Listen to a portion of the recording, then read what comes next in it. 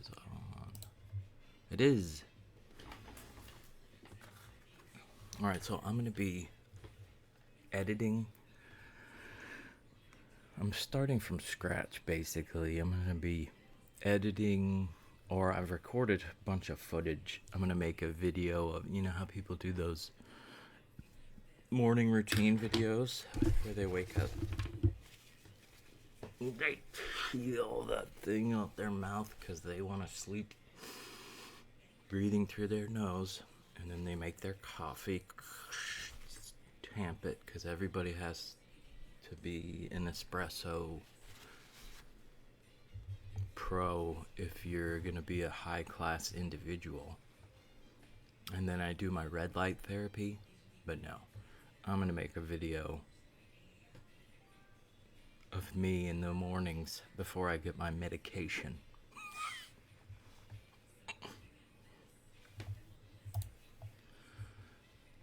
So what this is gonna be is just that process, because I don't know what I'm doing whatsoever. I'm just a caretaker right now, so I've got a lot of time at home, and I'm doing some work for my dad on the side, but there's only a limited amount of work I can do for him each day, and I've finished that already. So now I've got the rest of the day to make something for myself. And I'm sure other people have had the idea, and I've even seen one where it's just people making fun of that routine. But I'm gonna do it from my specific struggle, what my morning actually looks like. Mainly just sitting in various stages of sweat. Yeah, I'll leave the door open for now. Bella the dog is out there, and she's old and senile, and I don't want her to think she's alone. She likes to be in the doorway though, so she can see her mama and me, who has become her new buddy. I think it's safe to leave this up for now. Let's double check. I don't watch any of that. I don't watch the stuff that y'all would be worried about. Too depressed to be interested. No, not anymore. I just don't know. Ever since I was super depressed. Hold on. Let me fix this. Ever since I was super duper depressed, and then got put on this medication.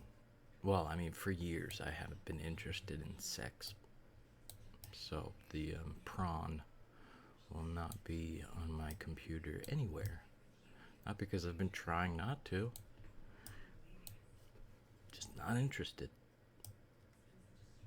I don't know if that's me growing up, because I'm almost 40. I don't know if I'd like to have a kid, but my body's telling me, nah, you don't need to have a kid.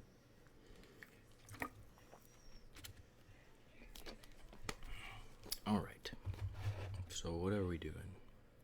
We need background noise. And this is one thing that I have learned. Actually, let me go to this studio so I can find my stream. Where's a good place to put my face? Over yonder? Yeah. Alright.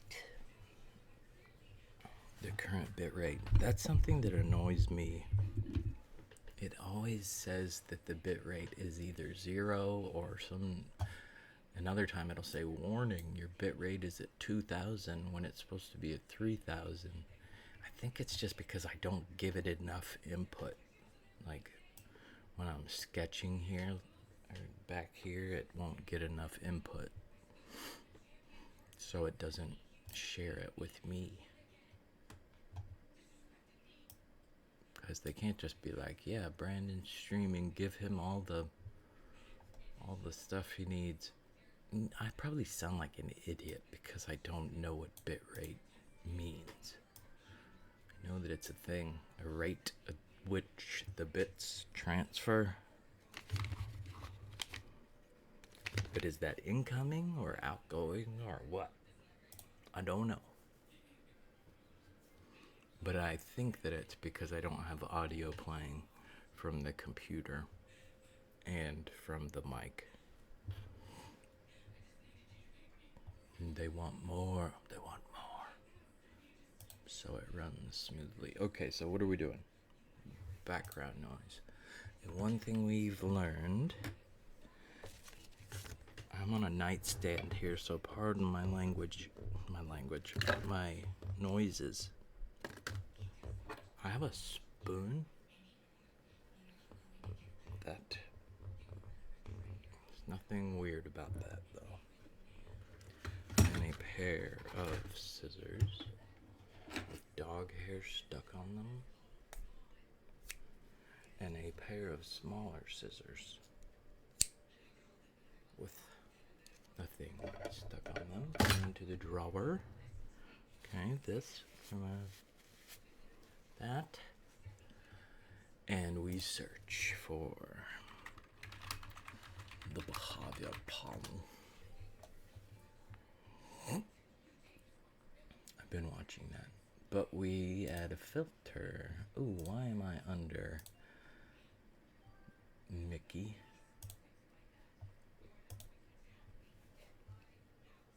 I do have two accounts. The Mickey Richter, that one. Or actually, forget that. The name is John Boyette. Jean-Claude Boyette. That is a different thing that I will be uploading the video that I'm working on now onto. You know what I mean, Gene? Because I don't want my family to be privy to my content. Because they would not like it. I tell you that. I watched this yesterday. Let's make ourselves a playlist. How do we do that? Today we're going to talk about Zachary Hughes. This is a really interesting case because Greg, you talk about the videos. I don't want to let the cat out of the bag. Well, this has been... I want to watch that, but then I could do this easily on my phone. I wish someone was in here that could help me. I'm going to manifest this. I've been thinking, like, you can make yourself anxious by ruminating on the things in the future that aren't real, like delusions. You can do the opposite of that. And convince yourself that good things are going to happen. To, like, have the opposite of anxiety, which is, like, hope, I guess. Excitement. Anticipation.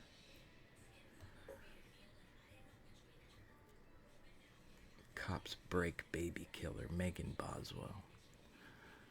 This guy, holy mackerel. His poor parents. They seem like legit nice parents. Oh yeah. When he's Brian Cohey is one of the most fascinating cases we've done up to this point. Creative Commons Attribution License, reuse allowed. Yeah, a couple of things. Brian Cohey murdered a homeless man in Warren Barnes in 2021 on the 27th. Thank you, Behavior Panel. This guy reminds me of my dad so much. Probably has something to do with the exact same color of his study. Or back in the day. I think it was this color. He also kind of reminds me of my dad, but he's a little more chill. I swear he's an industry plant, CIA operative or something. Sorry, Chase, if I outed you. No, he's not. Mark is just as likely some kind of spy. But remember, guys, there's just as good a chance that some random dude on here working for the CIA.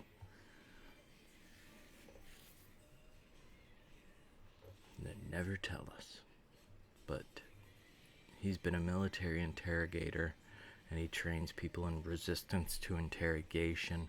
So he says a couple times throughout his catalog of videos, their whole catalog, he says, there are secrets that we're not going to share with you because they protect American heroes.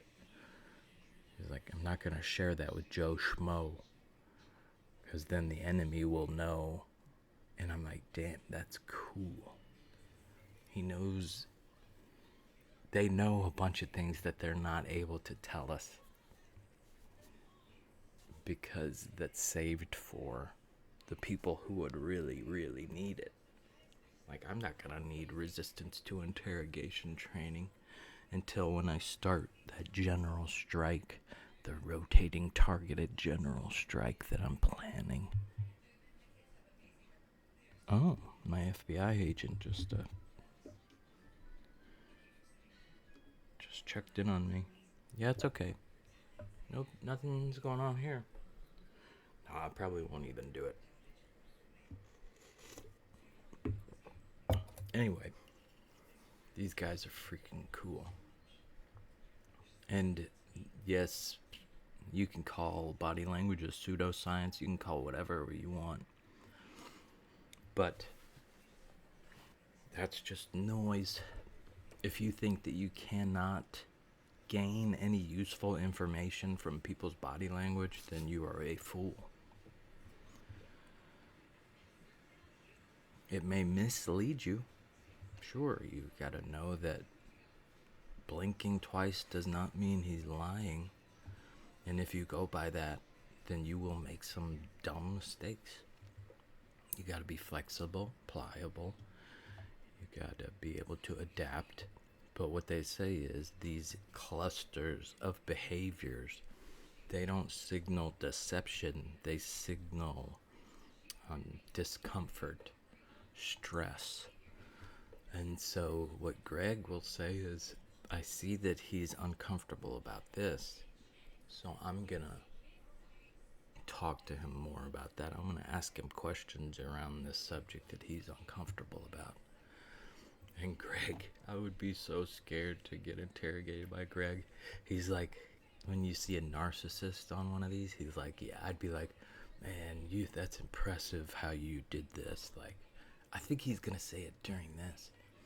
And then once I build him up, then I'd be like, but you're an idiot, because you did this and that was amateur hour, da-da-da. He's like, I'd start poking on him.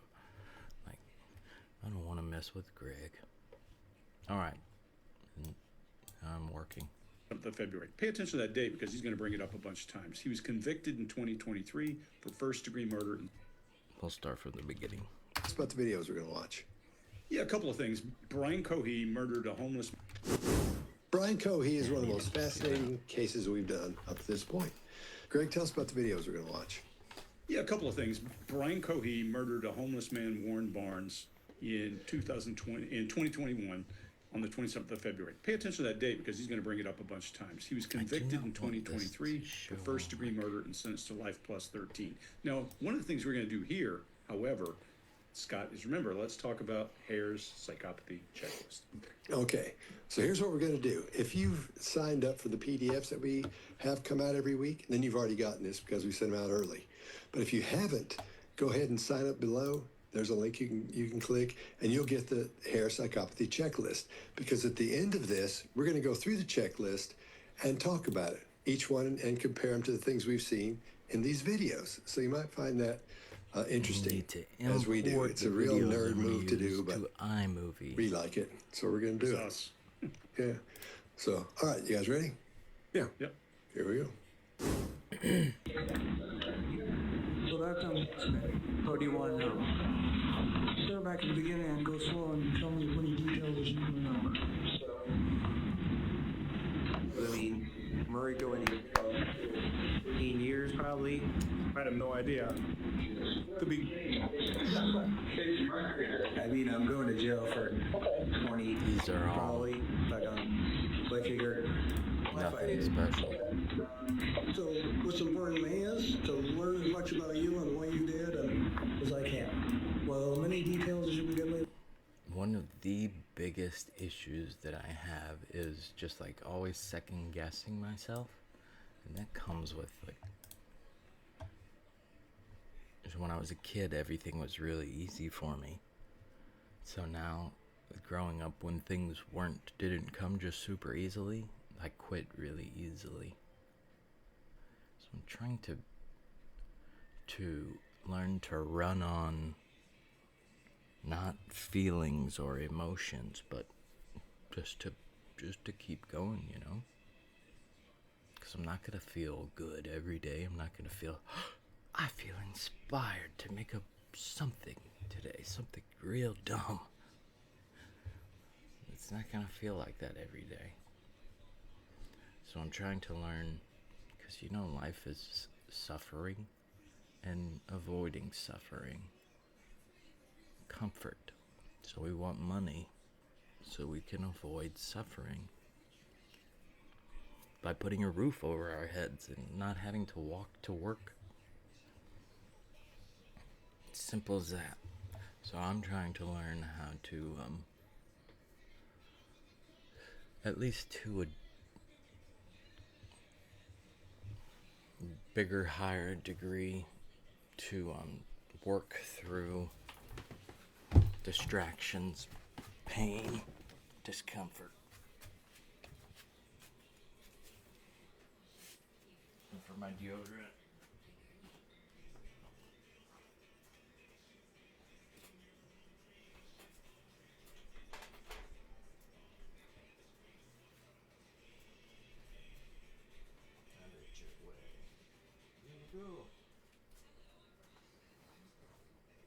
Okay, can't find my deodorant. It's probably in here. Yep. My room isn't like a mess. I want to see what this sees. But it is messy.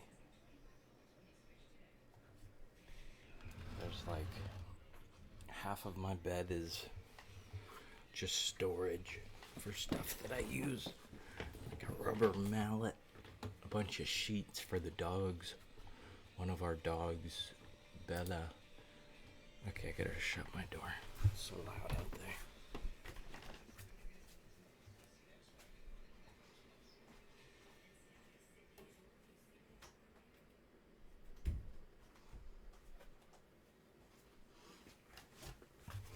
Yeah, my caretaker for my uncle's mom. And she was sick, but they just need someone to be at the house in case of emergency. She's doing better now. She is a grouch. Like, their communication style is just complain. And as she's gotten old and life has gotten harder.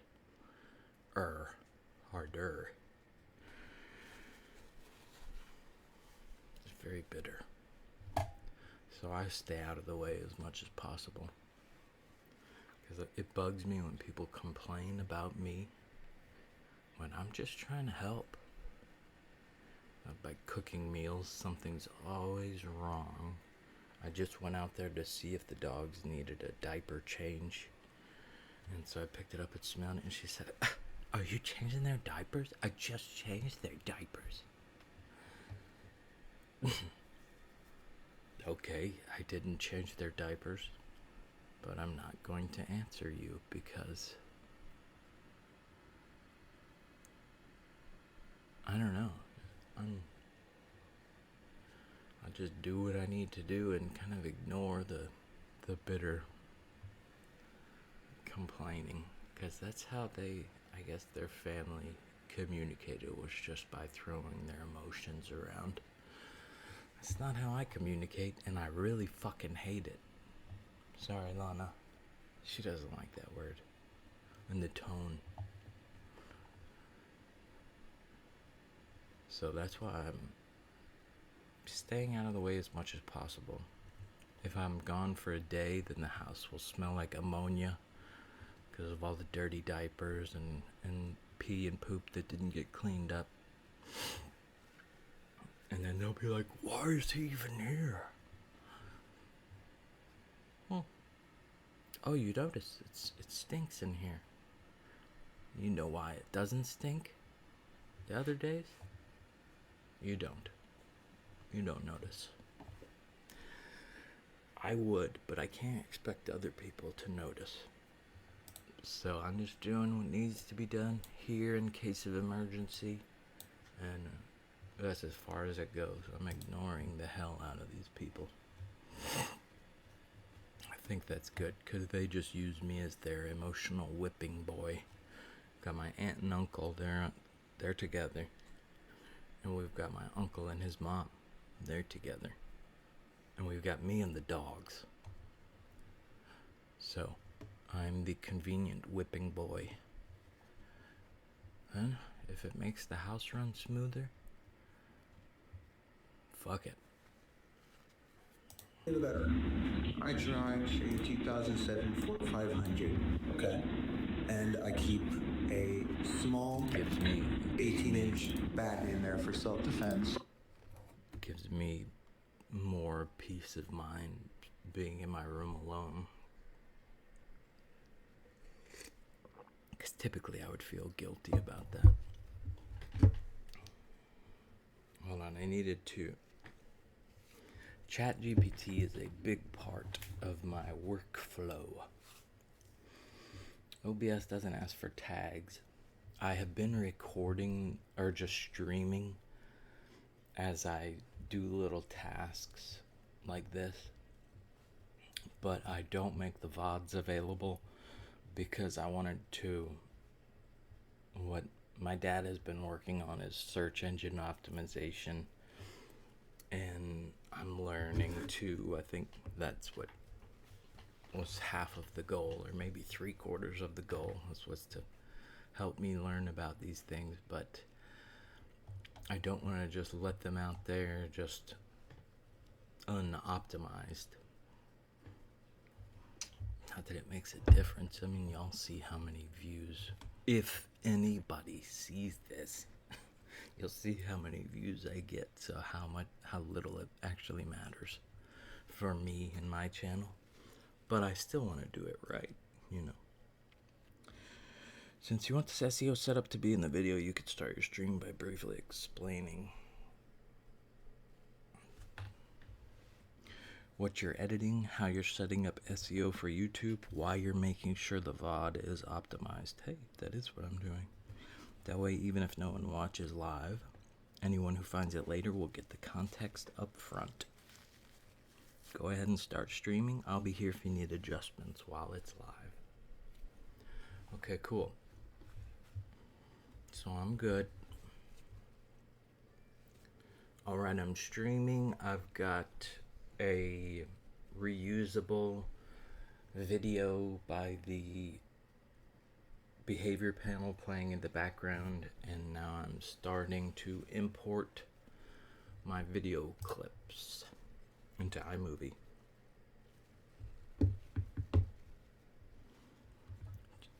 ChatGPT is just very helpful with stuff like this. And a large kitchen knife in the glove box, both for self-defense, because I don't. I mean, I'm going to jail for 20, probably, if I don't. So I figured, what if I Oh, So what's important to me is to learn as much about you and what you did as I can. Well, the many details as you can give me, the better. I drive a 2007 Ford 500. Okay.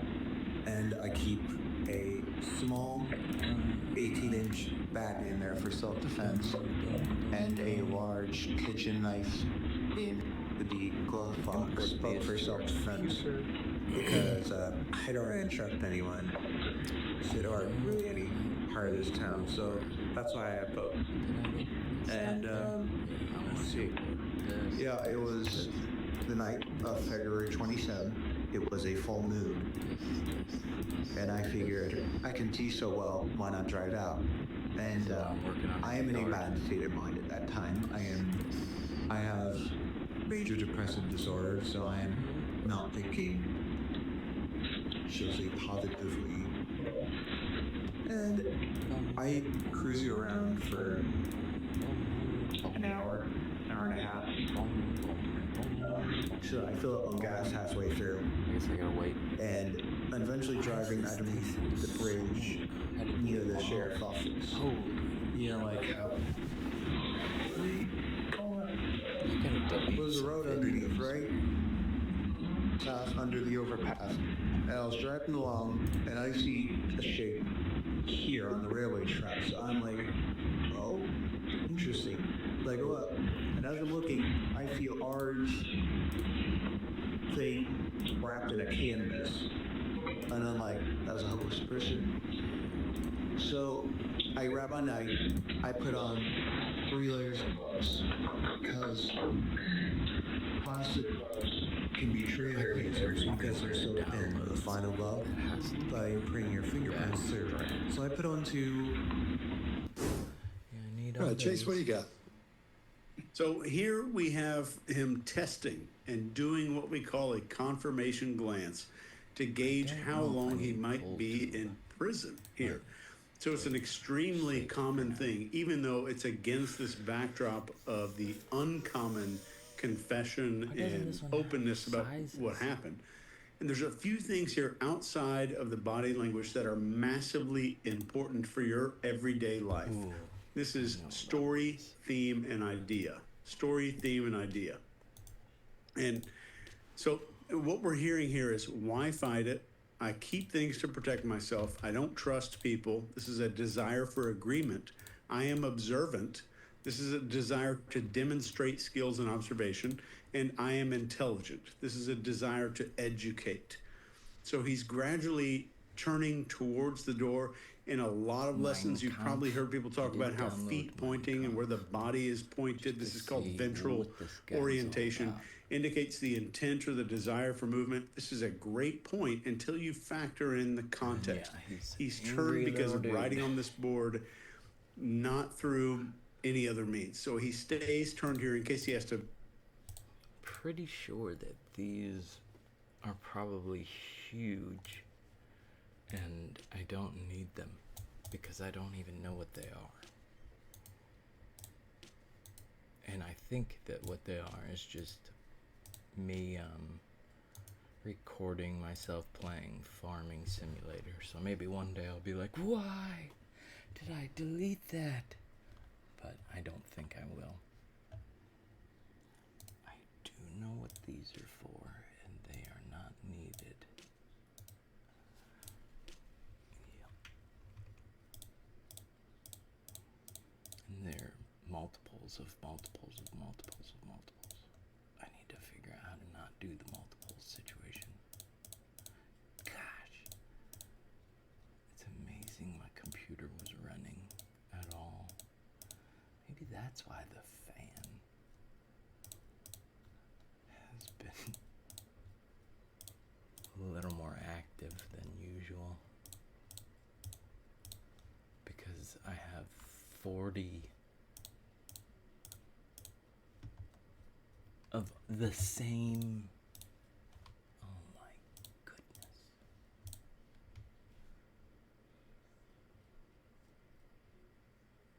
Okay.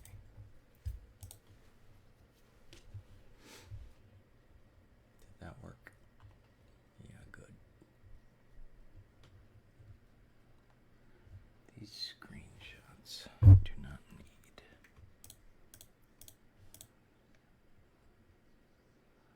Let's keep that one though. Let's delete that. These are duplicates. Okay, now let's see if we can import these. Looks like the other import was done. Did it? It did. Cool. It's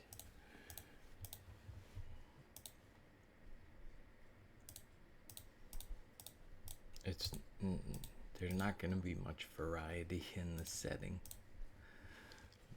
because that's my morning. It's going to be a satirical take on these morning routines, but it's going to be like brutally honest.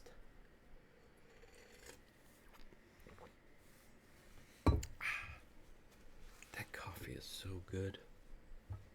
A little bit of creamer, just a little bit, and then a double amount of milk, and then just one little thing of sweet and low, because the creamer is not very sweet. They get the cheap kind, which is fair, but it doesn't permeate the coffee like the Coffee Mate does. Imports. Okay, cool. Great. But yeah, the sweet and low, big fan of sweet and low. I'm sure that it's made strictly of plastic dolphin teeth or something, dorsal fin, adrenochrome, but it sure is a powerful little sweetener. That's a weird way to explain. Refer back to that board again. Sweet and low. One other thing that he says here, not through any other means. So he stays turned here in case he has to refer back to that board again. One other thing that he says here makes me hear a little between the lines. He starts off saying that he doesn't trust anybody, which is why he has weapons in his car. Okay, but then he good. describes leaving fingerprints on the gloves as a form of betrayal. And he uses this word betrayal. She likes her rug. And Mark's she can stand on it. Probably Look at going to that. talk It's about amazing. betrayal. Maybe Shakespeare's going to come into this shit. We don't know. We don't know what's going to happen there. But Put those rugs everywhere. this is where your listening is not just surface level, and you start to hear what's going on. This betrayal thing. These gloves are going to betray their users. I'm going to add the language and the statement similar. profiling Oh, tool yeah. inside of the I did a PDF, retake. which is called the Slate tool, and it's down in the description in your PDF to be able to download it whenever you want to. Scott? All right. This is one of my favorites anyway, because in my opinion, we're looking at psychopathy here. And that's one of my favorite things to talk about. And so as we go through the psychopathy checklist at the end, you're going to see everything we're select talking multiple? about. I So sure that's all. can. I won't keep referring back to that, but I'm excited about that. So we see him being glib here when he's talking about the prison Feel like time. This is, bitch tit well, I won't go Bob. into it. I don't get all Bitch nerdy about tit that. Bob. But when you see that, it's odd to have somebody talk about going away for what they think is going to be about 15 or 20 years when you know they're going away forever, them being glib about it. It's a big deal what he's talking about, but he's acting like it's actually nothing. The barriers are that he's got with the legs. I don't think those are barriers. You know, a lot of people say, "Oh, he's barriering with his legs." I think that's just for comfort, because he's getting a little bit excited and he likes what's going on. So he adapts with a water bottle. He can hardly leave that alone as we go along. You'll see that. We don't see any expressions other than smiling. You know, we don't see any concern in the brow. We don't see any grief muscle. We don't see any sadness. We don't see any, he doesn't talk about remorse, anything in here. And then when he laughs, that's an excited laugh. He's excited about what he's talking about. He's excited about what he did to this guy. So the casual conversation while you're talking about murdering someone, that shows there's no connection to empathy whatsoever up there in the brain. That tells you all you need. Doesn't tell you all you need to know, but it's easiest to say it that way. But it sure tells you a lot when somebody's talking about killing somebody, and they're just talking about it like we're talking about it here. Like, but if I were, I need to figure out how to add text. Like, see, y'all will learn that I am a straight up noob. And I have no idea what I'm doing on here. Okay, I've imported the media. I think all of the media that I'll need. I might need one or two more clips, but I have moved it down into the, what do you call it? The play thing where you move the media down into the actual where it gets used. Now I need to overlay text over it. That's all, just text. How do I add text?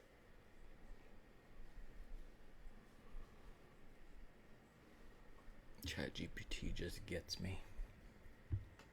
You're in the timeline, the play thing, the timeline, of course. See, it knows. It knows what I need and want to know.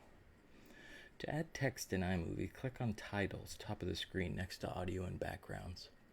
See, I'm using an old computer. Oh, but it's that. Choose a text style and drag it to the timeline above your clip. Double click the text in the preview window to edit it. Cool. I want to copy other people's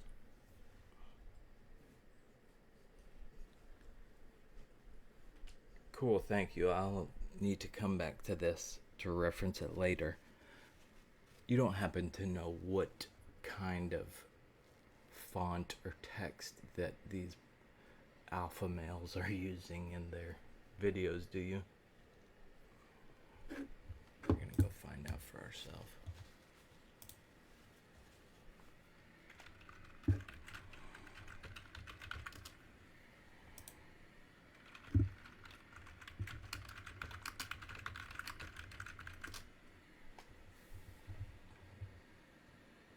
I think this guy's is already a... Okay.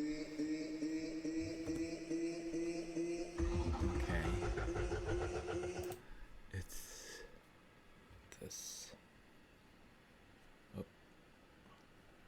Cool, thank you. I need to come back to this, reference it later. You don't happen to know what kind of font or text? Yeah, that alpha male crowd tends to use bold, high contrast fonts. Yep. Stuff that looks strong, urgent, and confident. Impact. Bebas Noy. Why aren't these in alphabetical order?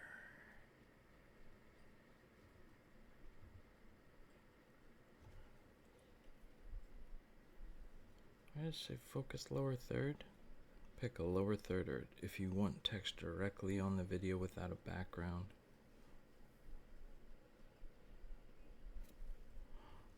Lower third or a transparent text. Huh?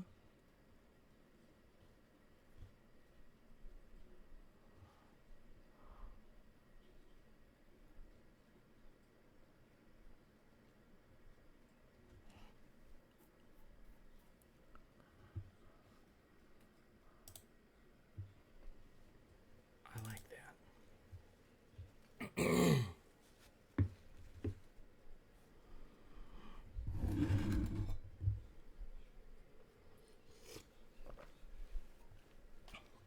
I'm really torn on what to call this. It can't be, well, I would call it like a junkie's morning routine, but I don't want to get stricken, you know, and I don't want it to be, it's already stigmatized enough. If y'all don't know, I'm on medication that you go to the clinic for, you know, the clinic. I'm going to that clinic where all those people are.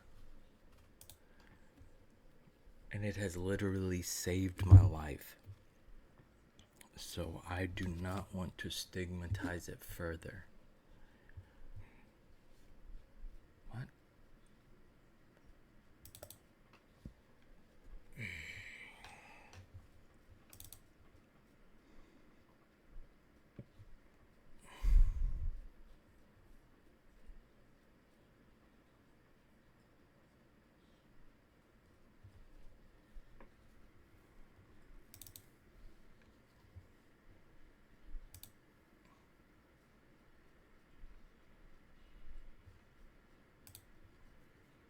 We could just go.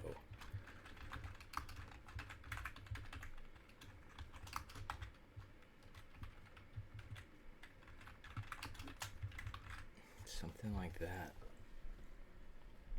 I do not like those. I do not like the font.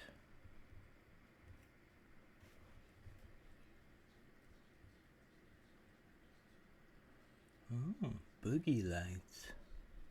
Lens flare. Fancy.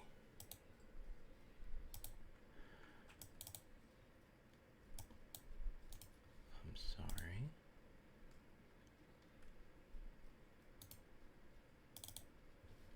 Okay.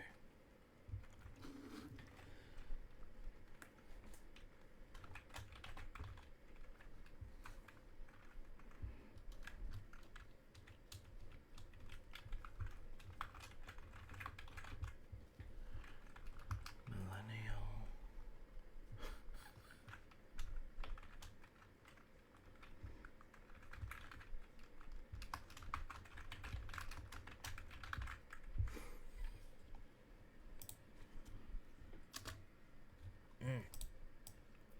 Wish you could just move the damn thing.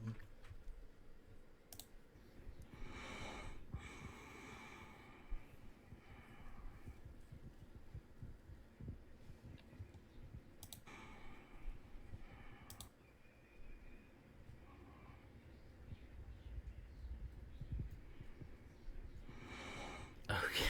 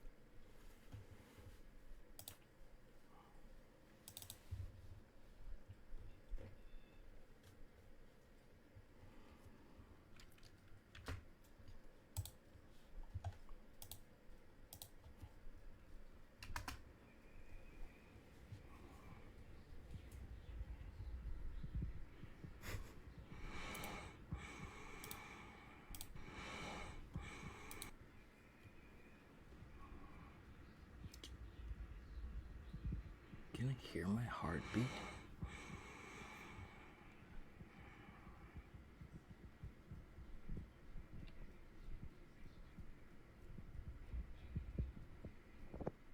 Okay, so we can. I think the best way to do this is to just split it and delete it, because all we need is just the beginning. Okay.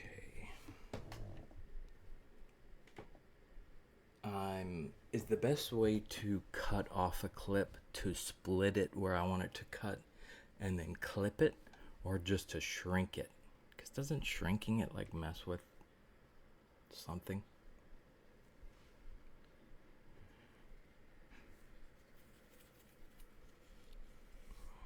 Yeah, the best way depends on what you're trying to do. If you need precision, splitting the clip at the exact point you want, deleting the part you don't need is best. If you need a quick trim, dragging the edges to shrink, but if you're working with synced audio or specific timing, syncing might throw things off, especially if you already added effects or text. Yeah, for most cases, splitting and deleting is the safest. So let us do that. 4 seconds. Let's see where, Lana. Where's a good natural end? Those aren't long enough. This needs to be longer. And this needs to be longer.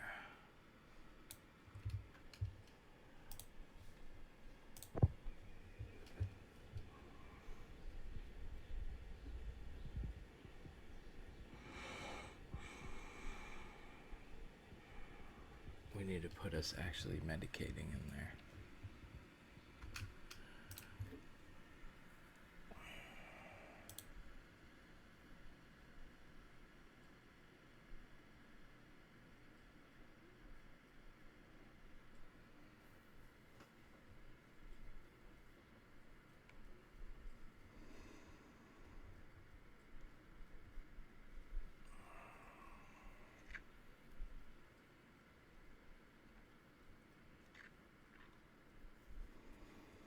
This is the only one that has my medication in it. Boom. Boom. Shakalaka. Okay, we wanted.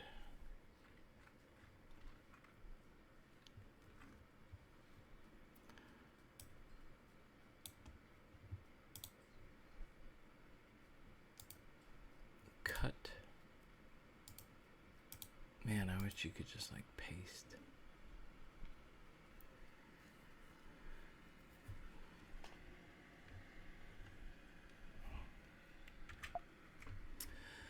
Where to paste it, Bubs? Oh well.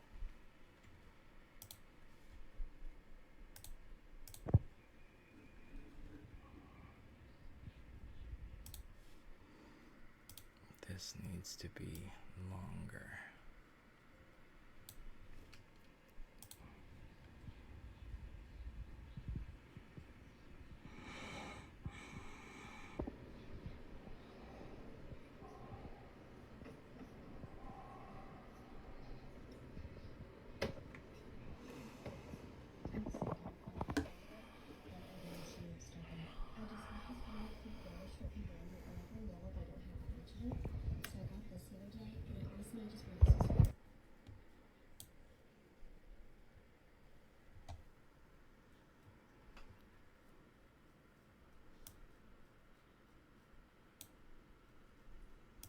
Do these bump up right next to each other?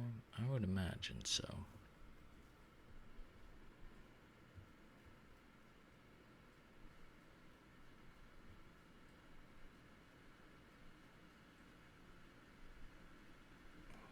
I need it to play faster here.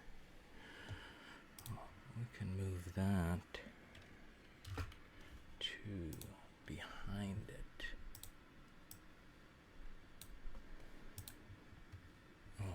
Alright. I need to double check and see if anyone is in my stream. You know what I should do if I was... I feel so slimy, but I need to stop caring about what feels slimy. Logging into my other account and watching my stream from there. But I can't log out of... Oh, yes, I can. Don't worry, I covered it. I covered the,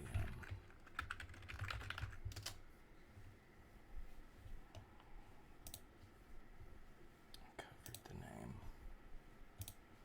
Okay. Yep, you can hear me. You could see me. I covered the, no, you can't hear me. I talk so freaking quiet. That is all the way up. Okay. Yep, you can hear me. You could see me. No, you can't hear me. I talk so freaking quiet. Yeah, I talk way too quietly. All the way up. Here. Yep, you can hear me. You could see me. It's on bi-directional right now.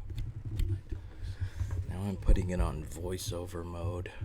Yeah, I talk way too quietly. My dad is very generous to even have me in his life still. It's on bi-directional. Graceful, right, I should call it. Now I'm putting it on voiceover mode. Yeah, I talk way too quietly. My dad is very generous to even have me in his life still. graceful. But he's sending me a mic stand. My dad is very generous. I'm gonna put it back on bi-directional. I just need to speak louder. But he's into the mic. A mic stand. I'll compare it to how it sounds with that. A mic stand. I'm holding the mic close to my face right now. I'm gonna put it back on bi-directional. I just need to speak louder. But he's into the mic. A mic stand. I'll compare it to how it sounds with that. A mic stand. I'm holding the mic close to my face. Which sounded pretty good. And I'll put it back on bi-directional. It's so hard to. I just need to speak louder. To listen and talk and know which part I'm listening to. Mic stand. I'll compare it to how it sounds. I'm frozen. Oh no, I'm not frozen. Stand. I'm holding the mic close to my face. Which sounded pretty good. And I'll put it back on bi-directional. So it's so hard to. Right now, everything that's been bi-directional. And talk and know which part I'm listening to. I'm putting it back on podcast. I'm not frozen. Okay. And I think this may be the best bet, and it'll drown out most of the background noise. So it's so hard to. Right now, everything that's been bi-directional. Talk and know which part I'm listening to. I'm putting it back on podcast. It doesn't make much of a difference. Okay. And I think it's important the best bet, and it'll drown out most of the background noise. So yeah, right now everything that good. Like I was saying, my dad is very generous because he is sending me a mic stand. Oh, he's not. He's sending me a phone stand. Oh, crap. He's sending me an extendable phone tripod, selfie stick, vlog stand with 2-in-1 phone clip, 360-degree ball head camera, tripod for iPhone, Sony, Canon, Action. So it is a phone stand. It is not a mic stand, which is great. I need to be louder. I'm not a very loud fella.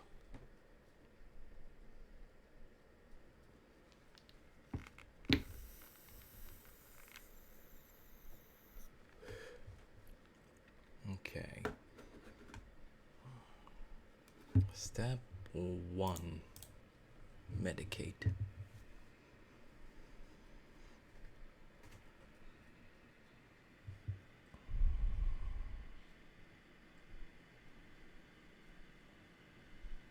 Chromatic lower third.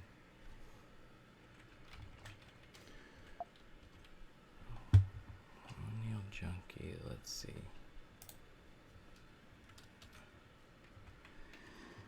8 o'clock. Or no, 8 o'clock. Medicate.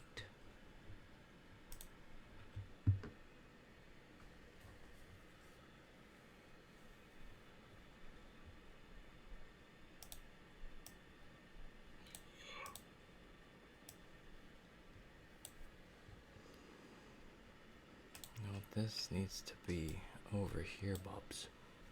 Cool. You can just drag it and drop it.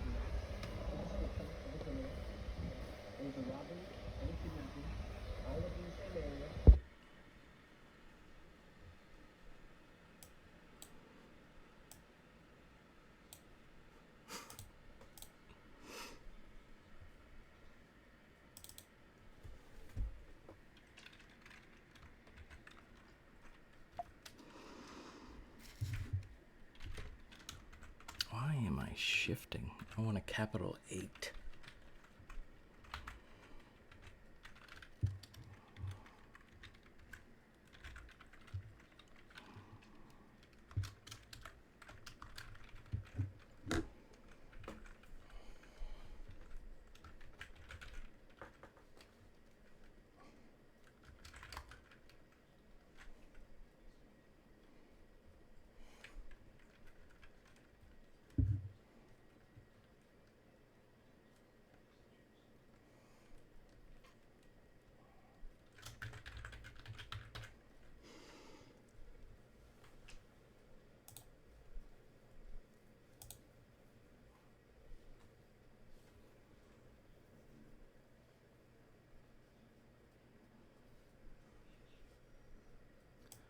I need to play this faster. Okay, we want to show speed editor. And I do not know what the speed editor does. I think it's this. Drag to slow down or speed up the clip. I want it to go faster.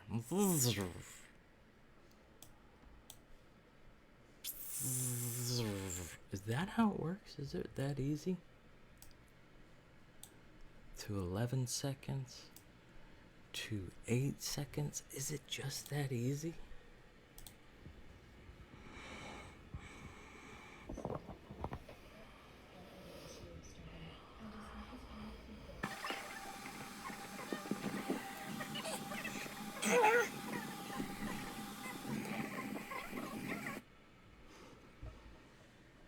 Cool, cool.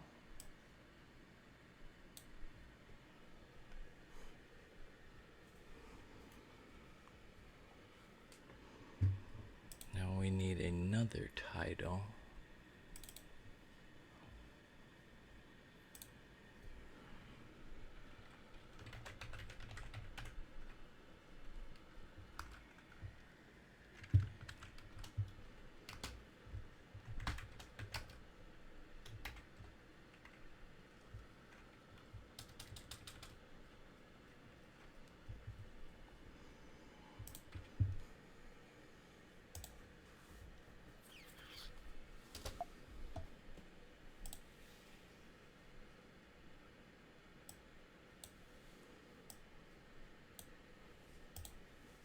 Cool, cool. And my media.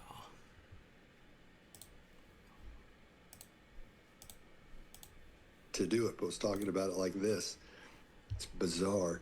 So, vote 1 for me for psychopathy on this one. I want to talk about something that is really important to me, and I think it's also going to be important to you, and this is your personal information. So right now it could be in the hands of data brokers.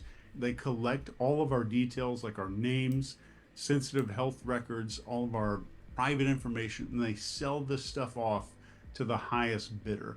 So I found a solution that's been a total game changer for me, and that's Aura. They're the sponsor of today's video. And Aura is kind of like your personal digital bodyguard. And it hunts down these data brokers who are basically making a profit off your private life, and it shuts it down. Shuts it down. And I used Aura, and I was shocked to see how many of these brokers were out there selling my info. I don't know if you've ever Googled yourself to see some of this stuff. It's a weird feeling. It's a creepy, weird feeling how much of your private stuff is actually out there. So Aura stepped in, sent all of these opt-out requests for me, just cutting them off at the pass. And a lot of this isn't, I just thought it was about like cutting down spam in your inbox when I first heard about this. It's a much bigger deal than that. These data brokers leave you exposed to hackers that could use that data to break into your social media, your bank accounts, and lots of other stuff. And Aura's like this digital fortress around that, and kind of keeps these people at bay. And Aura is super easy to use, and it's a combination of all kinds of stuff like antivirus, VPN, password management, parental controls. There's even identity theft insurance in there that I started using just like 3 days ago. So it's kind of an all-in-one badass package. Aura works 24/7, giving you protection, and my privacy is invaluable, and I think you would agree that yours is also priceless. You can click the link that's right down there in the description. It is Aura, AURA.com/TBP, as in the behavior panel, to start a completely free That's gonna be 2-week near trial. the I want you to check it out, and I actually mean it. I am a customer of Aura's, and I hope you can join us in there. Greg, what do you got? So glib and superficial behavior, glib and superficial charm is actually one on the checklist. And this one, like I said in the very beginning, this is one of those rare definitions of glib we get to see. Like I said, normal people don't talk casually about murdering and cutting somebody up. And I also would add back, it can be a learned trait. You know, Chase and I come from a world where you have to do violence. And that violence, you get glib about it because you're talking to other people like you. You don't do that to people that aren't like you. We wouldn't go into an Applebee's and start going, one time we did. Because it would not work. It would not be socially acceptable. But I don't think this guy has a clue what's socially acceptable and what isn't. One good thing about this video, we're going to see a hell of a lot of visual recall. Look at that And by that I mean you'll see him accessing eyes way up left. And I wouldn't say it's visual recall, except there are enough cold visual and questions that I can get a good, clear baseline for where he goes for visual information. There's single sensory. He's asking a question that has a visual answer, and the guy gives it. No reason to lie about it. He's been read his rights, and this cop has taken on a non-judgmental approach, which is beautiful because he's going after the core of the story. This is not a confession interrogation. This is not, he's not reading him, he's not walking him to a line and pushing him over. He's trying to get as much information about this as possible to be used later by the prosecution, guaranteed. And probably to discover, are there other people he's done something to.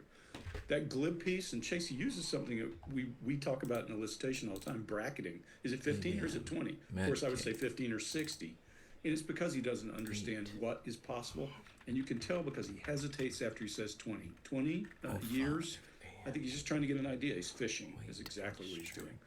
You can use it in your daily life. If you're going in for a salary and you're trying to figure out, is it 150,000 or is it 30,000? A person will be, don't be ridiculous. It's closer to the top. Good. So is it 100 or 130? And you can start bracketing and bring it down to exactly what's possible. That's called bracketing. If you read John Nolan's book, Confidential, you'll get great examples of how to use it. There could also be in this guy, because we know he's non-neurotypical, we think he may be somewhere on the spectrum of autism. He may need clarity on every data point, because sometimes that happens. Scott, he also does something you've mentioned that I said to you one time about teaching face. Watch that teaching face. As he delivers information and waits for you to understand it, it's powerful. It means he's trying to do something. And my favorite part of this entire clip is he starts to go down into a space. When he gets to where he's talking about the actual murder, he changes tenses. Very specifically changes tenses. He's talking about did. Then he gets into where he says, I am seeing, I am driving. And that starts to get interesting for me. And then he slows his cadence at large. Why am I capitalizing? Really interesting because I think he's going into a space where he could be reliving or making some ritualistic behavior around this thing. But he comes back out of it when he's asked about where something is as he turns to draw, like you said, Chase. He comes back and starts using past tense. I think you lost an opportunity there, but so what? We're really trying to get details more than try to find out about his psyche here. The other thing that he does is when he says, I don't trust anyone, watch his eyes make quick, hard eye contact with the female and his arms cross. That's the beginning of a pattern we're going to see throughout this thing. I'll leave it at just a couple of, there's so much stuff here. I say often that if you interrupt people's food, sex, and sleep cycles, those are ritualistic things. If you don't think you're that way, next time you sit at the table, watch how you put everything in the process you go. It sets aside some of the most important things in human beings. And when those things get interrupted or those things get distracted, that can make a mess of a person's psyche. And a lot of these guys we've seen appear to have ritual around these murders.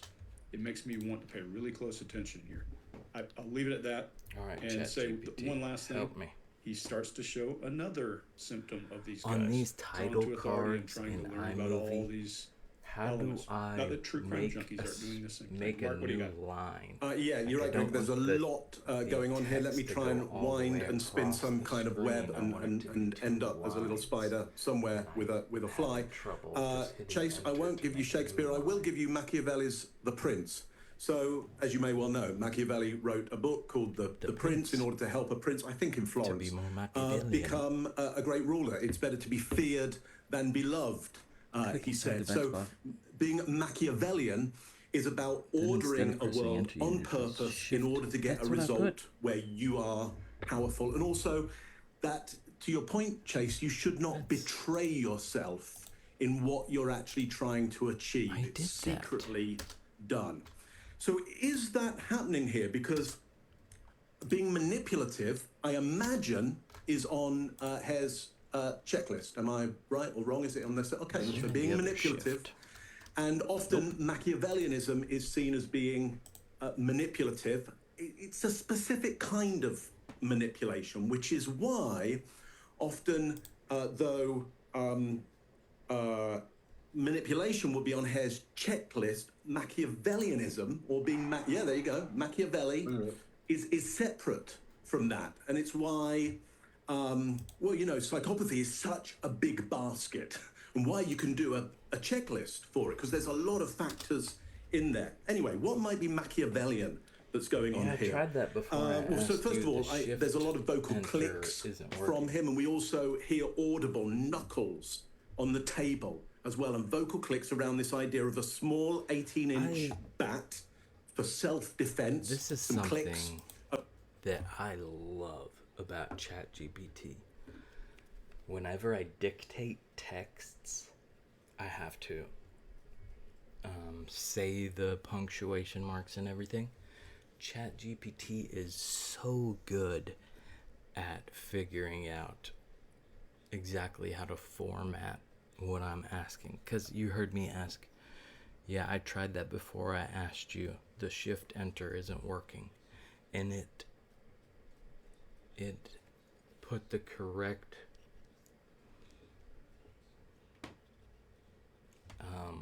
what do you call it, punctuation marks and everything in there. Where's my question? Yeah, right there. Yeah, I tried that before. I asked you, the shift dash enter isn't working. Sorry, I know it's a little blurry, but you see what I'm saying. After you've added the title card and are editing the text, resize the text body by dragging the edges of the text box. Manually move the text to where you want it to break so it naturally wraps text to the next line. What? I may have to split it into 2 title cards is what. Around that, so some stress around that, and a kitchen knife for self-defense. And again, audible, bangs on the table. So my concern, my worry is, and I suspect we could see some clusters around this, that he's not quite being honest around why he's carrying these, as he says, defense weapons. They may be there in advance for another nefarious reason. He says he's depressive. He says he was in a bad state of mind. He's depressive.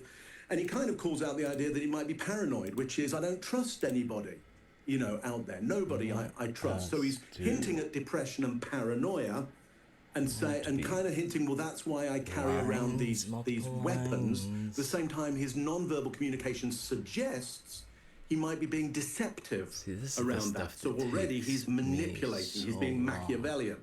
Well, hang on. And 3 pairs of gloves he has to wear, and he tells us exactly why. He doesn't want the fingerprints to show through. So that means you've got to go on a journey and already store up 3 pairs of gloves to go on your journey. So there's forethought around that. Why? He wants to weave a story for the police that they wouldn't be able to perceive exactly what went on. He's being Machiavellian there. Full moon, he says, it's a full moon. I wanted to be able to see. Well, you could also say maybe there's some lunacy around that. It's the full moon, and so the the humors are being whipped around his body, and he's in some kind of frenzy, and we'll come to this frenzy in a moment. And Euripides, Chase, and the Bacchae, but we'll get there, don't worry. So there's this frenzy of liquids going around his body, and so he's spinning us a story of it's the full moon and it's a wild night. He's in a bad state of affairs, and so therefore he's launched into this antisocial behavior. But look, net of all this, my guess is that he is, or my analysis is, it's not really a guess, it's an analysis, that he is spinning us a story, and therefore this is deceptive, it is manipulative, and then therefore Machiavellian. And so let's put Machiavellian outside of psychopathy, in that there is manipulation in both, but try and split up this psychopathy bucket into some smaller elements. I see somebody who's planning on purpose and being deceptive around that plan. That's forethought as well. So this isn't somebody who is stupid. Like they're thinking ahead. They can plan. There, that's all I got on that one. Let's have a look at another. And the Prince is not expensive on Amazon, and you can get it like on your Scribe or your Kindle for super cheap. Yeah. So you should, if you like to read it all, you should get them both. Yeah. I'm glad they put Mr. Bean on the cover. That's really cool. Yeah, because he's. You know what's interesting about Machiavelli is for somebody who taught to seek power through fear and not being loved, he died alone in a prison, imprisoned by the prince. Yikes. Well, if you're in prison, not being Wait, loved might be a good- Machiavelli did that too? That's The true. prince did that? And, but his Machiavelli? thing was he could get people to do things for him, which I thought was fascinating how he worked that out. So, which is like the Black Adder, if anybody's into British. So that's how do you want to know? Start back at the beginning and go slow and tell me when you details you know. I mean, Murray going 15 years probably. I have no idea. I mean, I'm going to jail for 20 probably, but So- I figure I fight it. The vibe of this is gonna change. I've gotta definitely change these to where they're more like alpha, sigma, whatever style, to where they're like humble bragging, instead of what I'm doing is just saying, yeah, this is rough. So I need to be like, use scientific or just fancy sounding things. I guess regulate body temperature. That's what I was going for with that. Yeah. Perfect. Okay, we'll add a title card to this one. 48 seconds. We need the speed editor. We need it to be much less.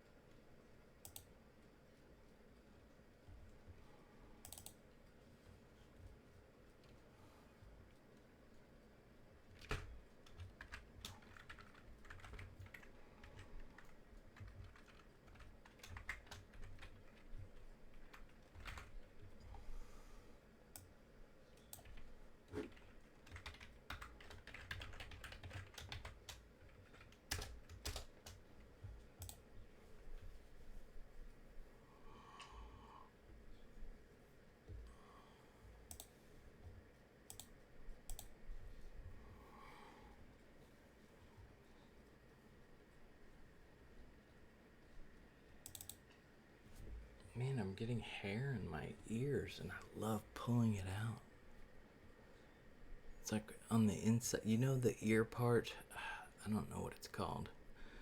Right before your eardrum, the pokey thing in front of there that some people get pierced. Not your septum. Maybe it's a different septum. Your ear septum. But there's hair growing like in the crease of that where it goes down to my earlobe. I almost capitalized 8 again. 30 to 9.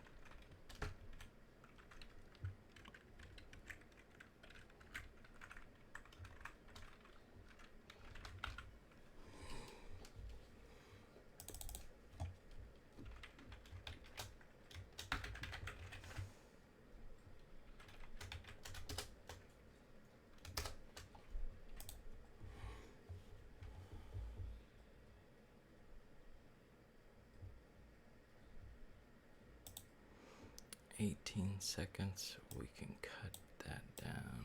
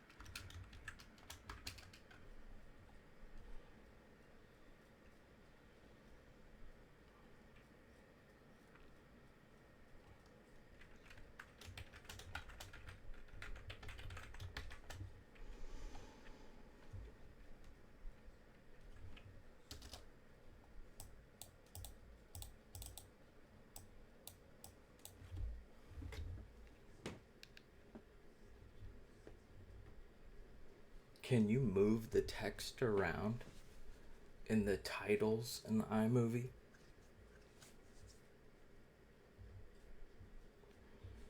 I wish I could just click and drag it. You should see a yellow bounding box around it.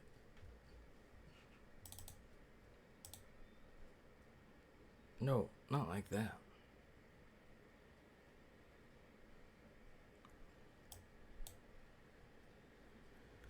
Yeah, up here in the preview screen, I'm trying to move the title box from the middle, it's covering my eyes, down to the bottom. But it's a lens flare, and I want to keep the lens flare, but it's just in the middle. So I want to move it down. It seems like it should be very simple.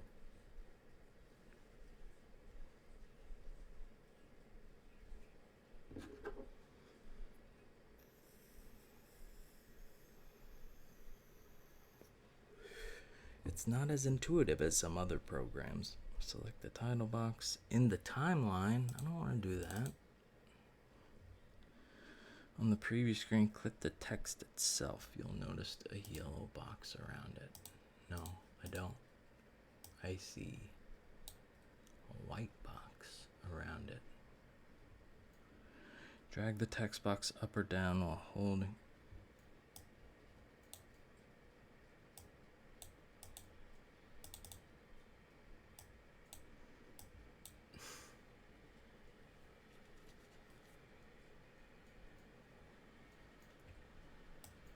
Man, my computer really does not like running iMovie.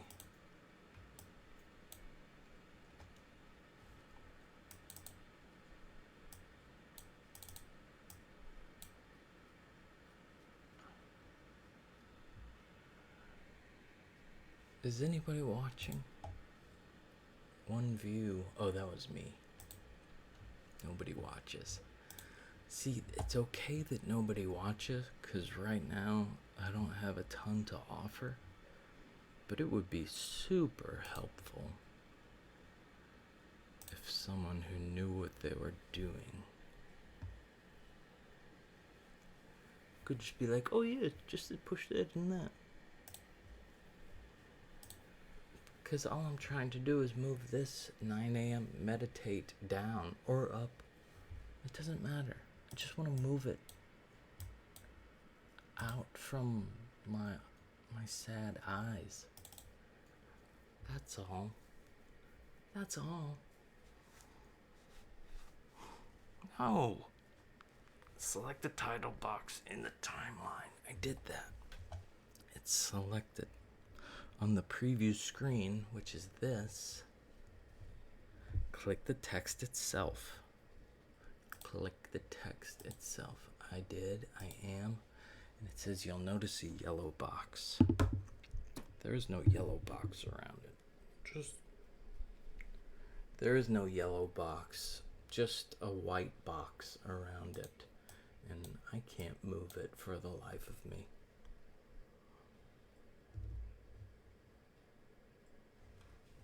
It seems like you're using one of iMovie's default title templates where the text plays.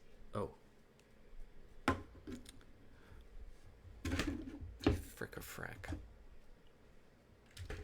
Delete this. Get out of here. Get out of my life. But it was the lens flare. That's why I wanted it.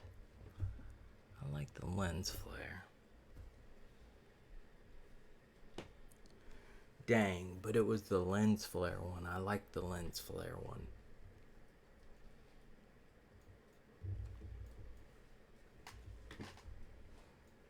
My coffee.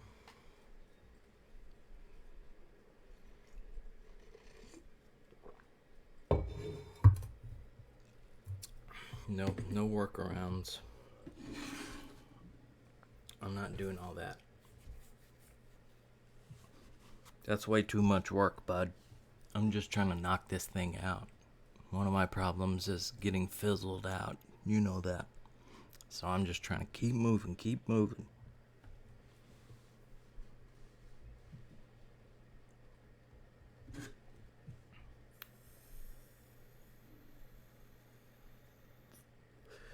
Just focus on getting it done. You can tweak things later. Thanks. He did help me. What was it? 8:30. Let's say 9 o'clock.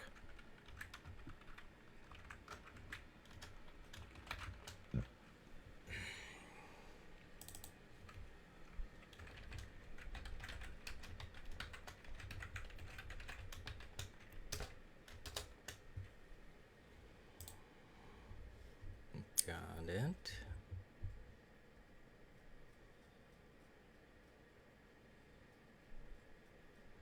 $1.4 huh? How much of this do we need? I should probably get rid of the part where I'm putting a syringe behind my ear. Yeah.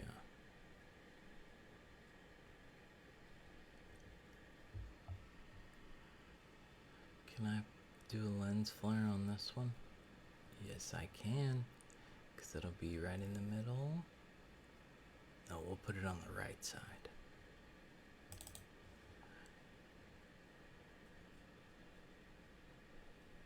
Oh.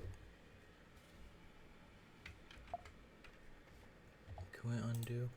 No.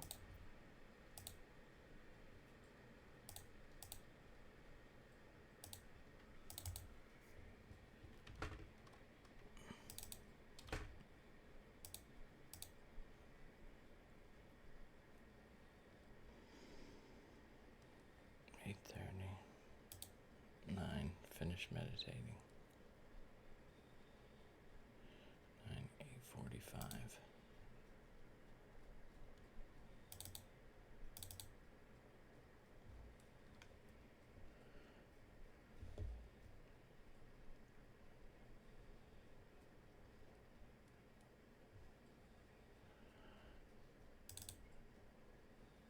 Lens flare.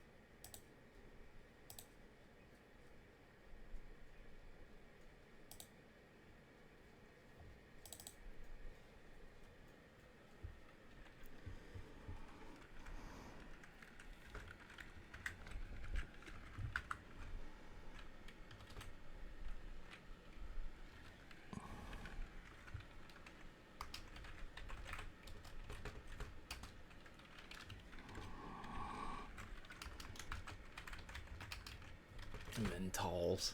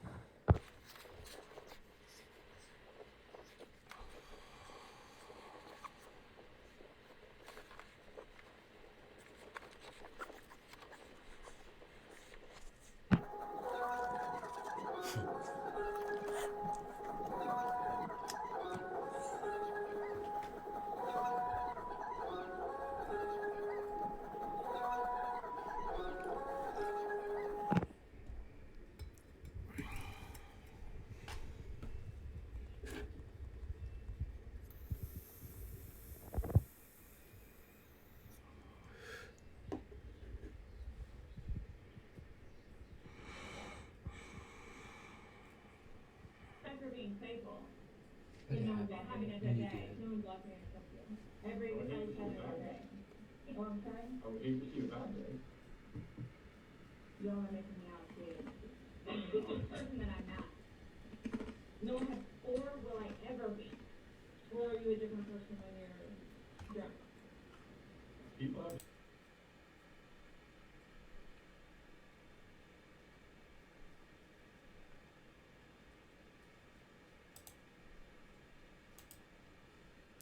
Split that bad boy.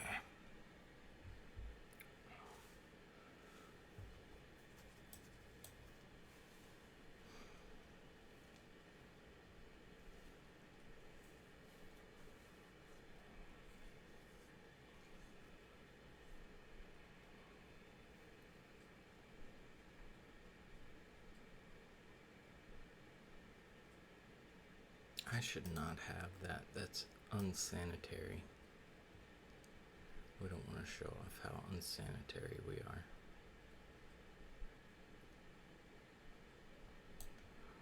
No, let's just delete that.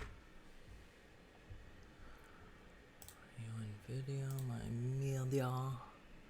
Now we're just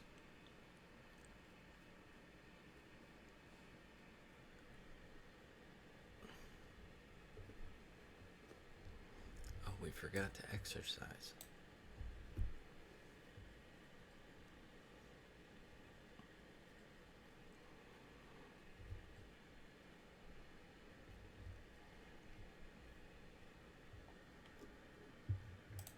We do want to add a title card. Chromatic lower third. Split lower third.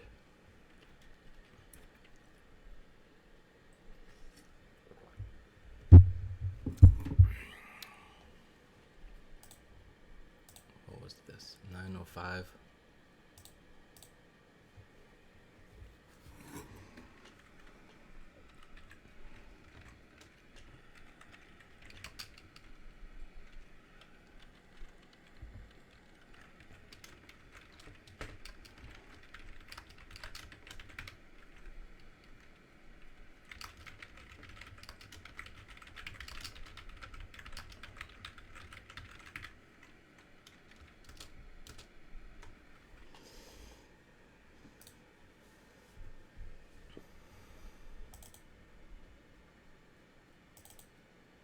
No.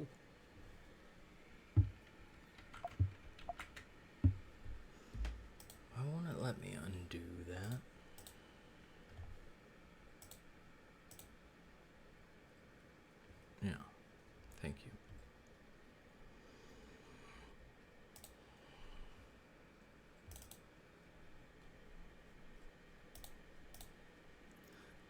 9:30. Still 9:30.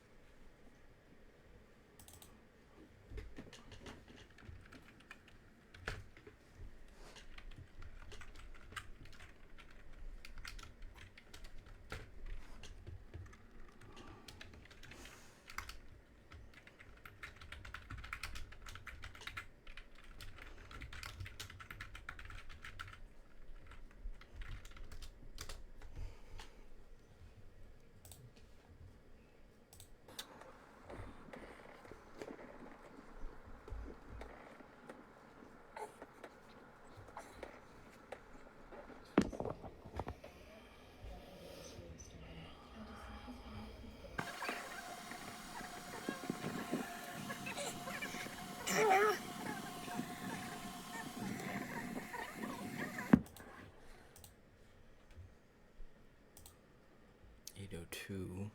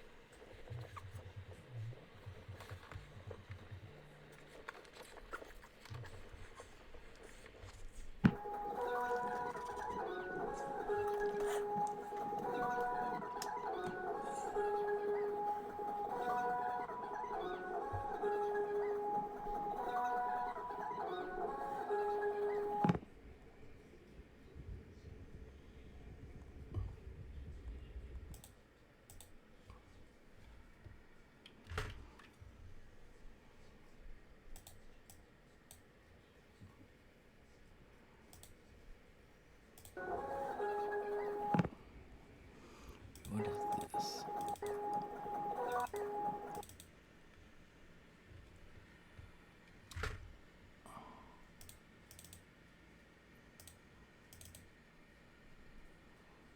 What is this?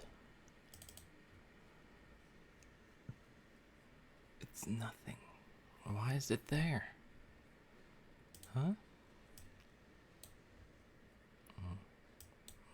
I don't know. No, it's not there.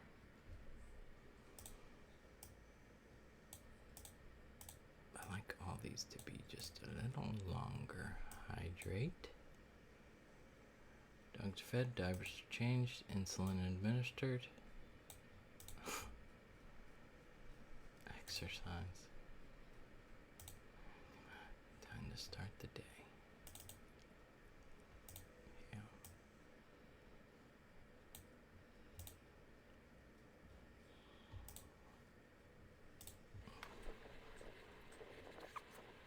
And I think we're going to just, I might keep some of the audio, but not this audio.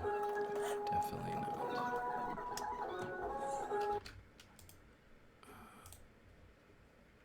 Detach audio and get rid of it. That I do know how to do. Detach the audio. Sorry for all the noise.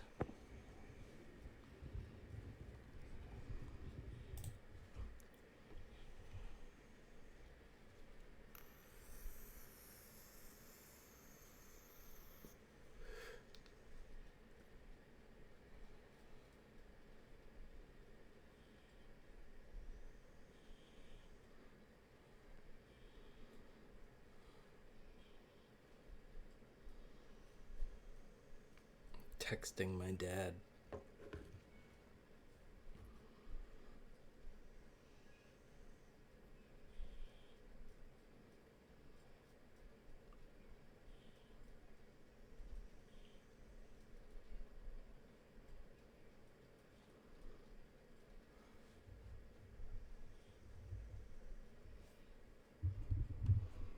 Actually, I might just have to resort to holding the microphone.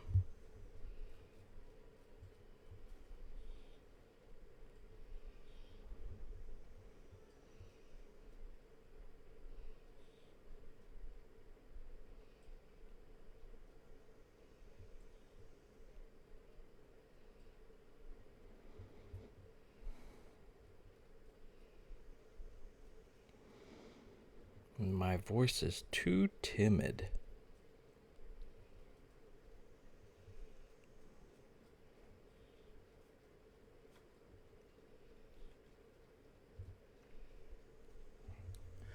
I don't know why I texted my dad that. I just told him I'm streaming my workflow and that my voice is too timid. He is sending me a stand for my phone. That way I can see when I record stuff like this. I'm just setting it up on my bed, which is right here. Right here.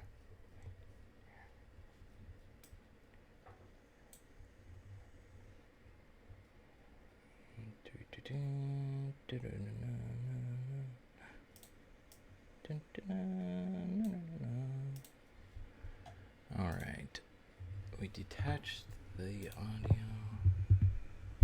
We need to detach this audio.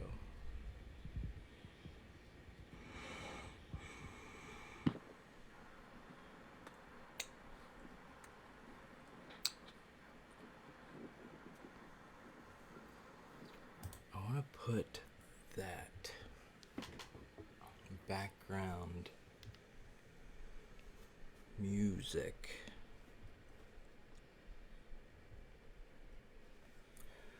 I need to add music. What's the easiest way to find that Sigma Alpha Grindset music that I can put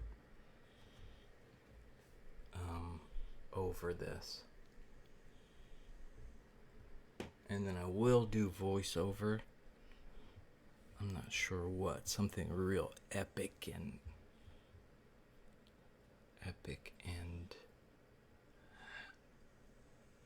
gets you pumped up. For that Sigma Alpha Grindset vibe, you'll want royalty-free music that has an intense motivational feel. Motivation, that's what I was looking for. Here's how you can find it. YouTube Audio Library. They have a ton of free tracks, and you can filter by mood, genre, and even look for commercial purposes. Look for epic, motivational, or hip-hop categories. One of my favorite guys is Audio Opera. His voice is fantastic. He does divorced dads trading cards. Divorced in the land of divorced dads. In the age of alimony. The way that the guy he hired, unless that's him, I wouldn't doubt that he does all his voiceovers. Because I think based on the name of his channel, Audio Opera, he's probably pretty versatile when it comes to his voice. So he might do the age of alimony, but it sounds like someone else. I still think it's someone else, but it's so funny. I want to listen to it right now. The age of alimony starter pack. Let's see, am I still logged in on under somebody that y'all shan't know about? I am. Switch account. Moon stack.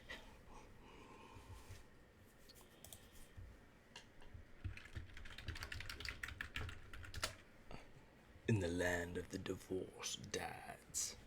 I love this. We're watching it, bubs. Is it? We must destroy alimony, the world ender, before he becomes too To understand divorced dads, one must start at the beginning. We must destroy alimony, the world ender, before he becomes too powerful and eviscerates our cans forever. Audio opera. Eviscerates our cans forever. Cans. Is he talking about cans of beer or cans like a butt? The world ender, a relentless beast that... I swear it's him doing the voiceover. I know it is. He's not gonna hire somebody to do something that he can do and make it the way he wants it. Of course he's gonna do it himself. And he does it so well. would stop at nothing until every divorced dad is bled dry. Our story begins at the age of alimony in the land of the divorced dads. Does he? I don't know. In the age of alimony.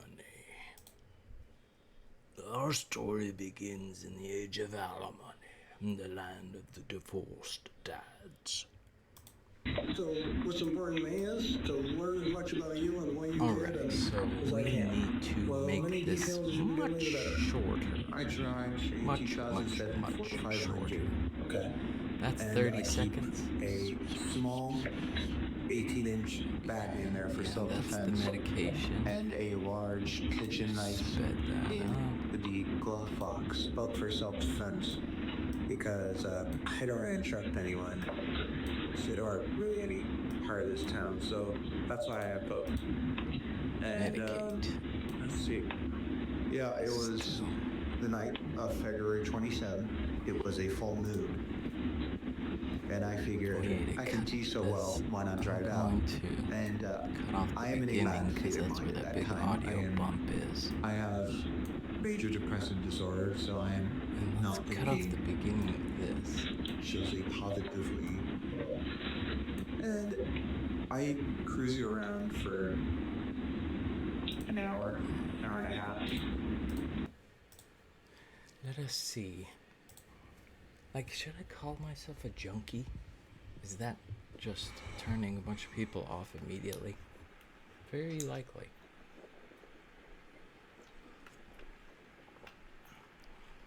But I am what I am.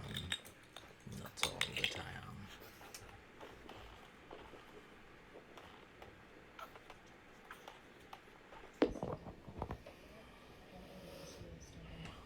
The beginning of that. Oh, that's okay. We'll just turn it down.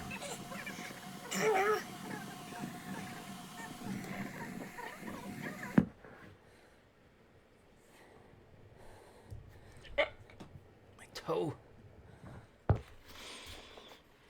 I need some toenail clippers so bad because I have a big hangnail on my big toe. I don't know if it's a hangnail.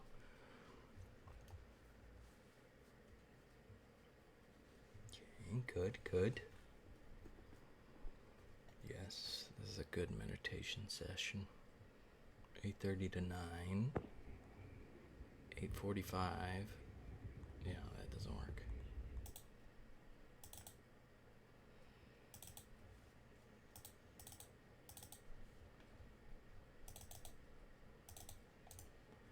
I want to edit this.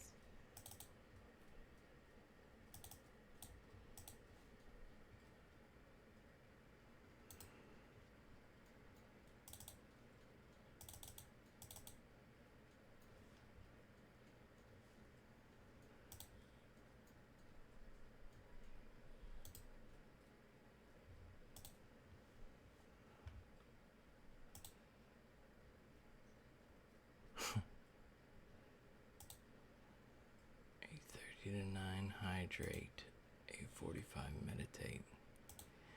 So yeah, why is it letting me do that? 8:30 hydrate, 8:35.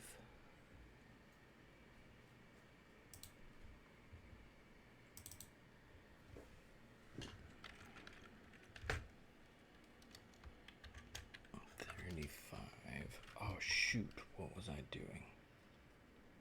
Meditating.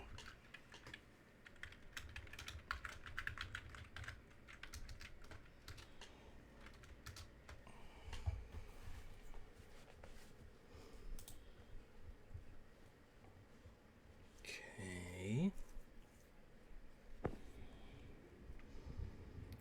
We're still meditating with quotes. And that can be shorter, and that can be shorter, much shorter. After being playful, you know that having a good day. Did I? No one's laughing at you. Just After blow being out a big... playful, No, okay. you know that having a good day. No one's laughing at you. Everybody's having a good day. You know what I'm saying? I would hate to see a bad day. Y'all are making me out big. The biggest person that I'm not. No one has, or will I ever be.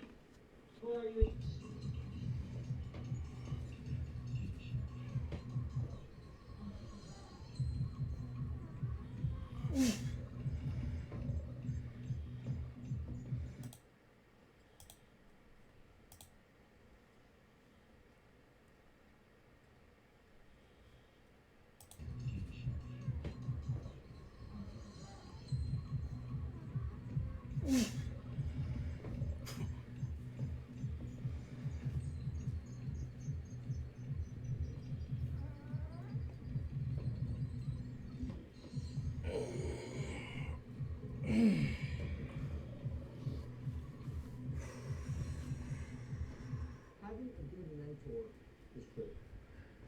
Who are my mentors? Carnegie, Rockefeller, the Wright brothers.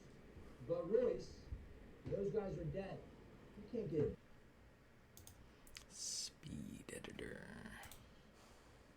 You know that I could use somebody.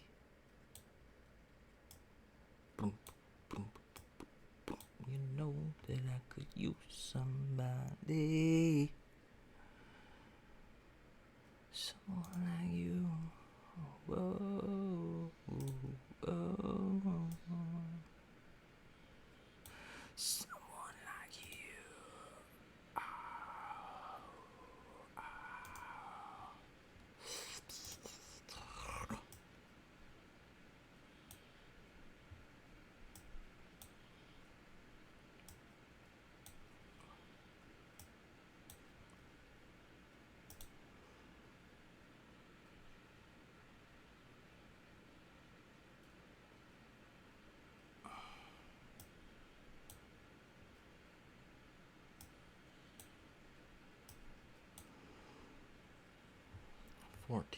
.7 seconds. 21, 30, 31, 35, 40, oops, 45, a minute. Should be about 2 minutes. Ooh, that's 48 seconds. That is unacceptable.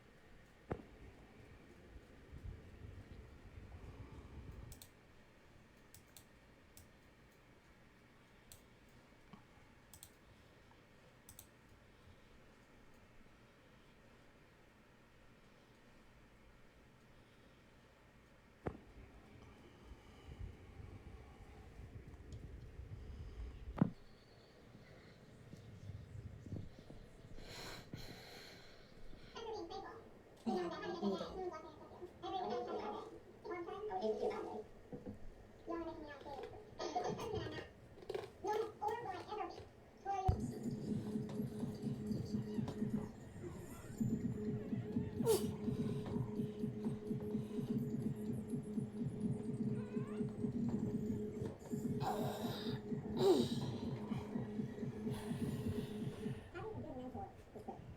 my mentors, Carter, Rockefeller, the Wright brothers, the Willis, those guys are dead. You can't get advice from them. You can't.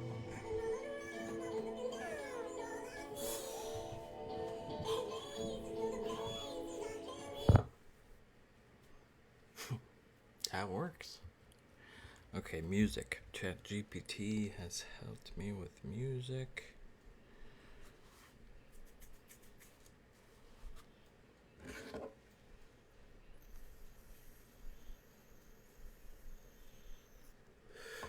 YouTube audio library.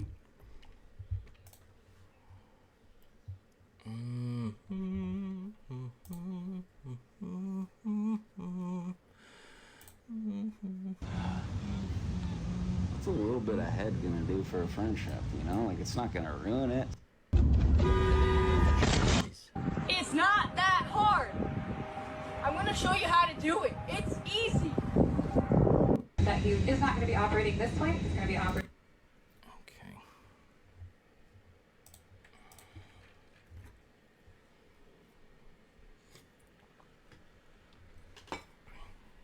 Gotta clear a little room for my typing hands.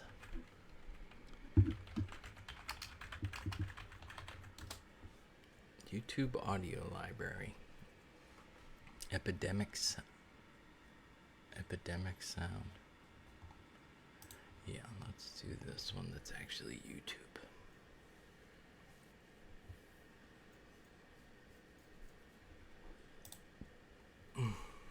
Browse and download music free of cost. You can use these in any of your videos. Cool.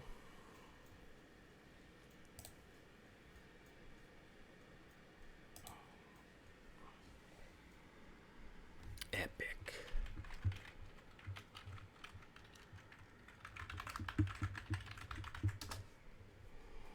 Sweaty stare down. 2 minutes.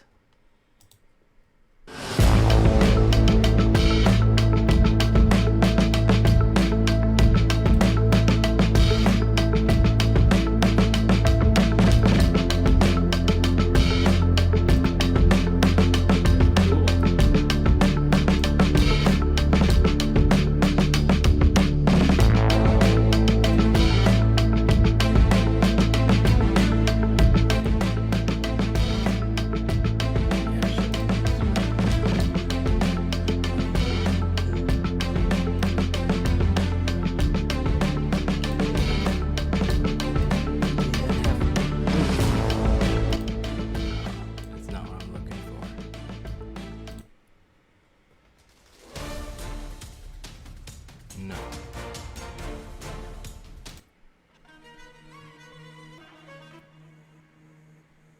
I'm getting emails about my debt.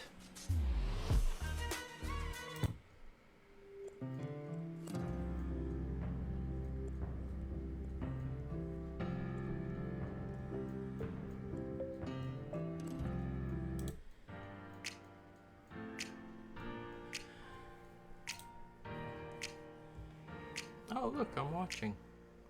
Still.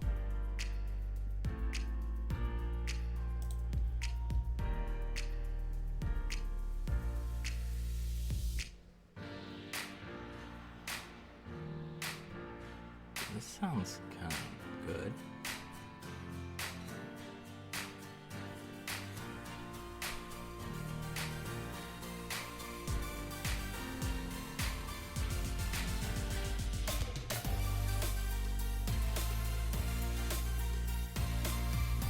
RKVC Rakook.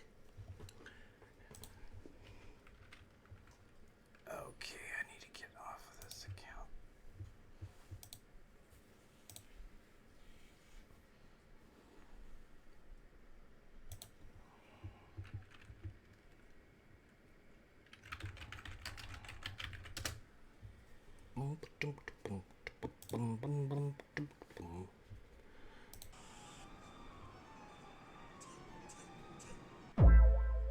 If you don't understand what you're looking at, this is a quote-unquote alpha male morning routine.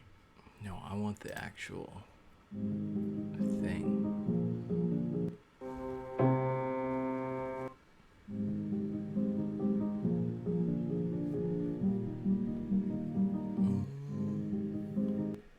Lord have mercy. It's the country. Okay, so I need morning routine and then go to shorts. That's how you do it.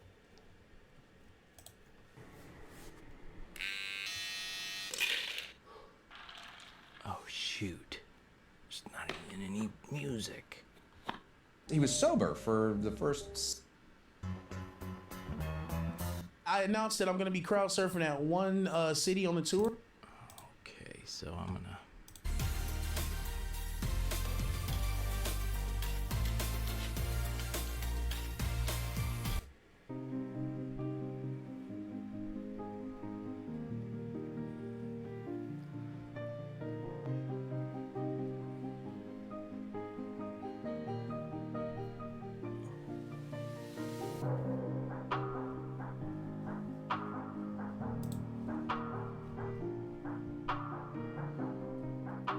I know Domini. That means after.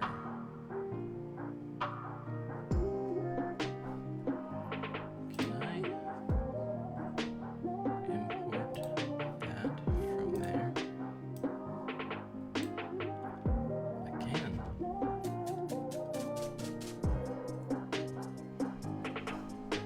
Do we just pop this down like that?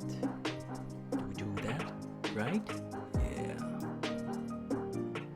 I think that's all you gotta do to make it line up right. And go down, pause it, so we can hear it in our own video. See how it sounds. Oh, it's loud.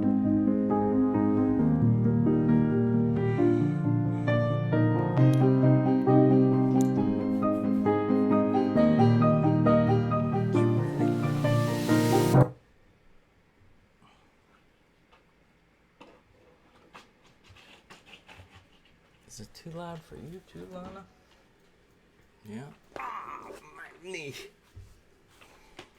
Oh.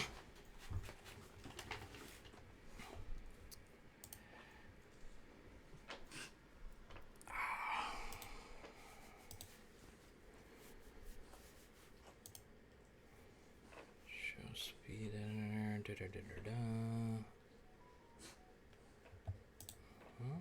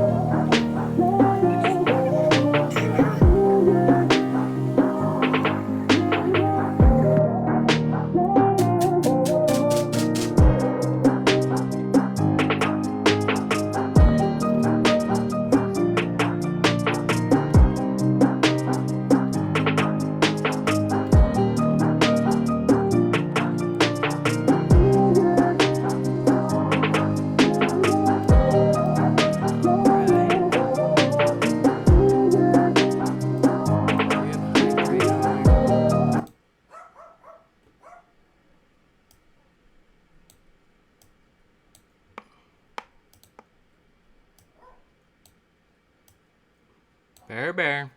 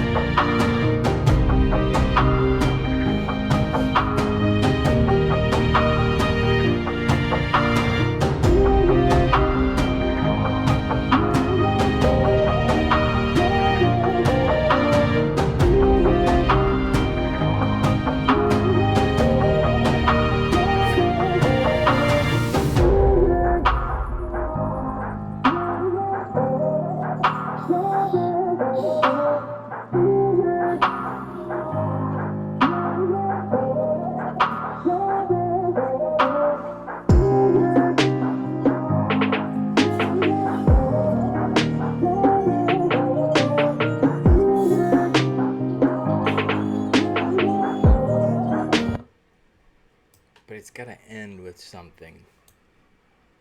Like me just not doing anything. Just like my head down on the freaking desk.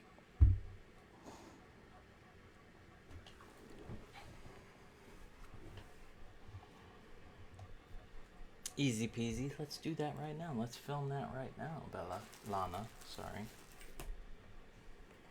Let's brush your teeth first, Bubba. Let's brush your old teethies.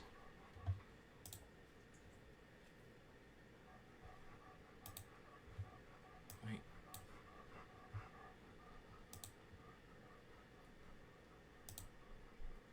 I fell asleep to Joe Dirt. I fell asleep to Joe Dirt last night. Forgot how much I like that movie. Leaving any evidence behind. Don't try to church that's it when up, he feels boy. like he's bantering with the detective because they're talking about work, man. You know, it's bizarre what this guy's doing. How he feel. It's bizarre because we're seeing a psychopath, in my opinion. He's a psychopath. Do what they do. We're seeing. It's almost like it's out in the wild because it is. Because it's in a situation where he should be uncomfortable, but he's comfortable, you know. And okay, I've got more to say about that, but I won't. Chase, what do you got? Scott, I just want to interrupt for a moment. For a moment because I've realised there's a problem with your idea here. This guy could clean up all the awards, like he could win. That's true. We'll see. We'll see. But I was genuinely worried. I was generally sitting here going, this guy will just win everything, won't he? Like I know he gets most glib. He gets most glib. Maybe the Glibivity Award. The Glibivity Award. from Chase Hughes. Chase, sorry, I interrupted. Thanks. Yeah, agree very much. I'd love to participate in the awards. Thank you. Just based off of the previous video, got her tooth brushed. I didn't think that they were going to make an attempt to build some rapport with him. I thought he was going to be locked down like a... Her breath is terrible. Like...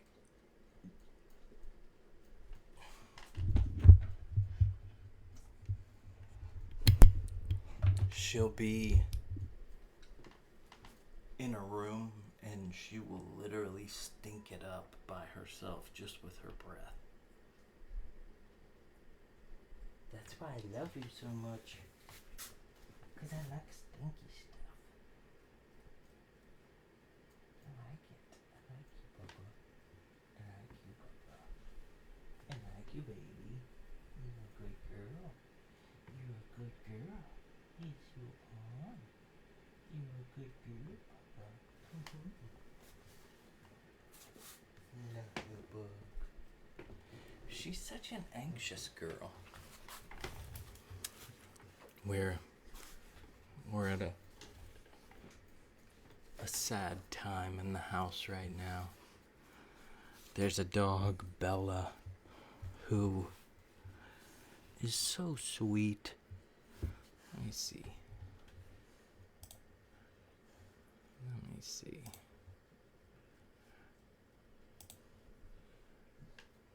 This is Bella. I just won't play it. I don't want to import it. Oh, let's watch it. This is Bella, and she's so sweet.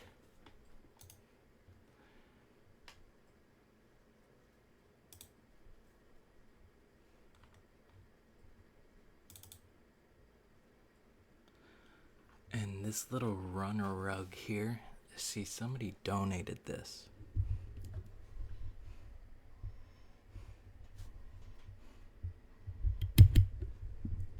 I got on Nextdoor and just put a little ad in there saying, we've got this dog Bella who is elderly. We don't know how old she is. I'm guessing 10 to 12. And I think she's mostly all there mentally. They think she's senile. I don't. They're very unaware of things that go on around them.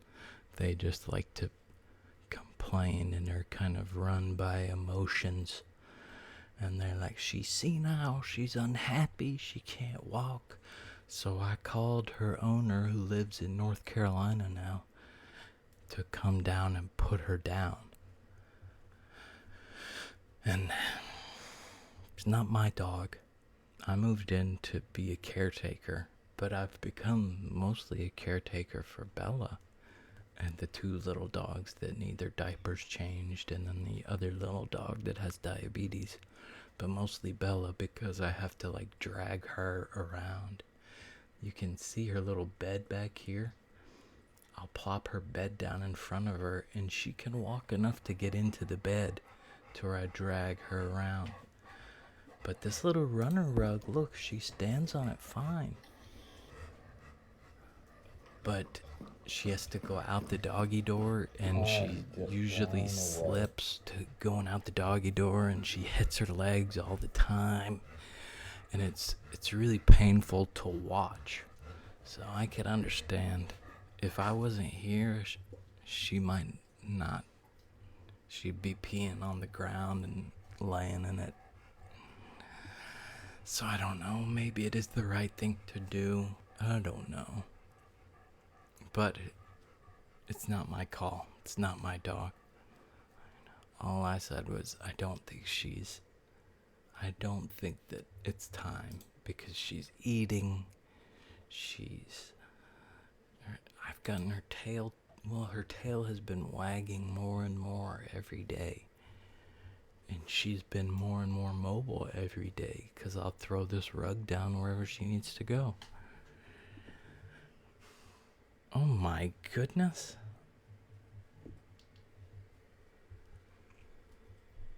But yeah.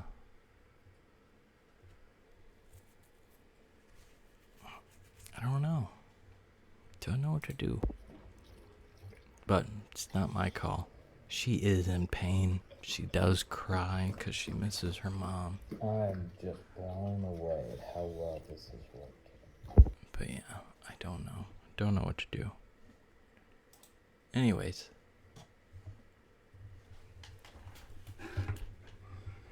I need to add an ending to this. And it needs to be just me.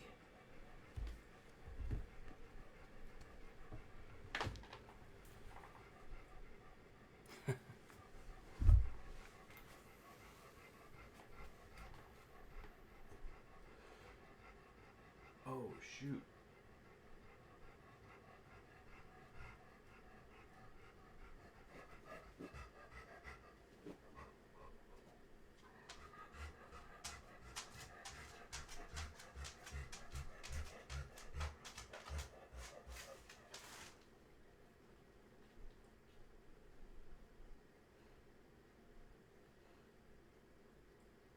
I just got a text from a guy who I haven't heard from in a long time.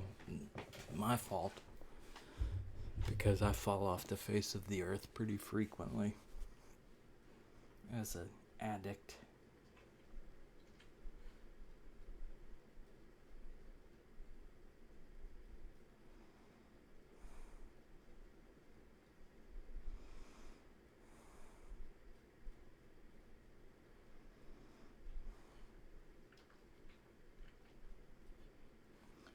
Do I owe you money? It's sad because that's what I first go to. It's like, how much money do I owe you? Because people have really been generous to me over the years. And I have repaid their generousness with typical junkie behavior.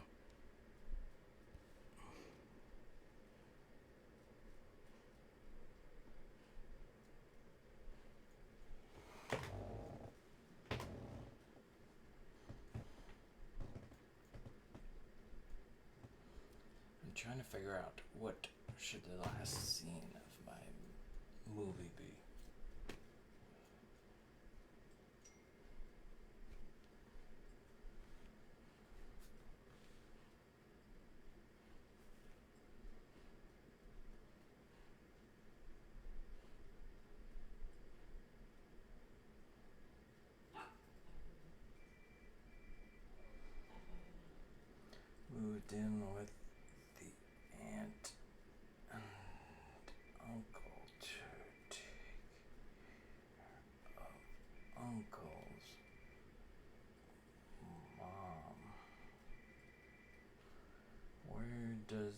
we need to go?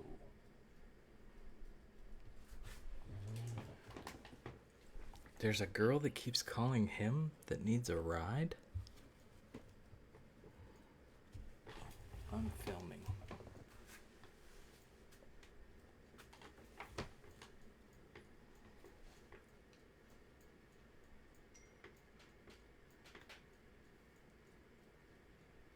Oh, it's my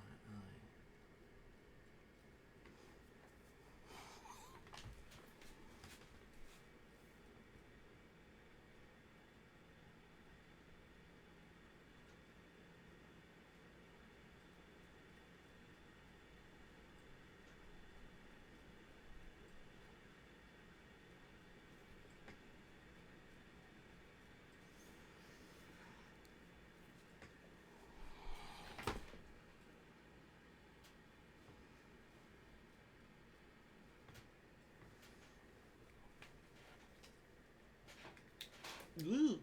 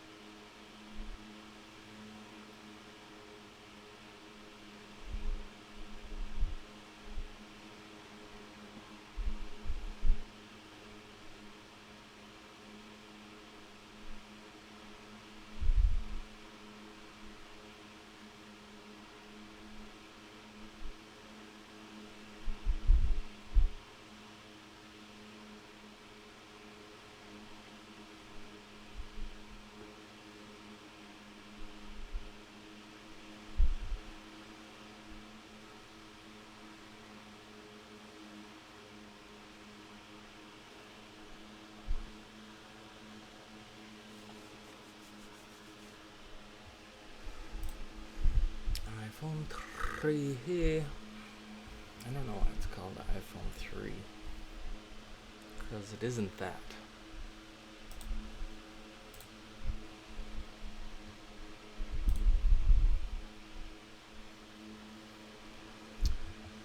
File import media. Fan is probably just wrecking. Just wrecking whatever audio is coming out of here anyways. Okie dokie. Dang it. Where do I? Photos. Imports.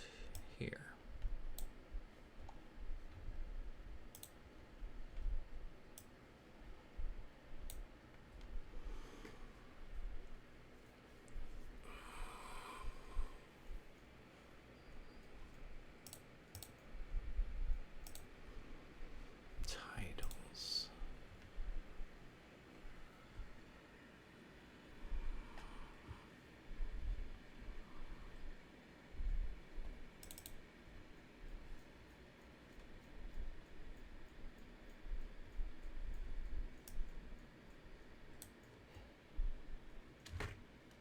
Oh my lord. Oh my lord, lord, lord.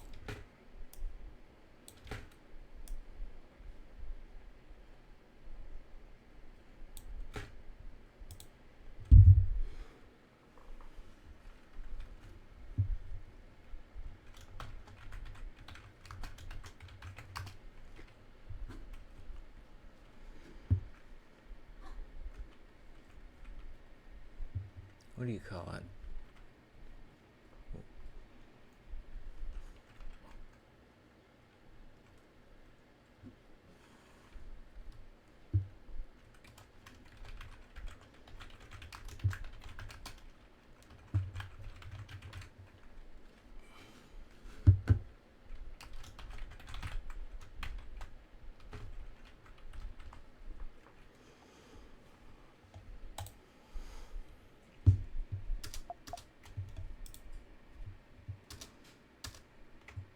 Oh.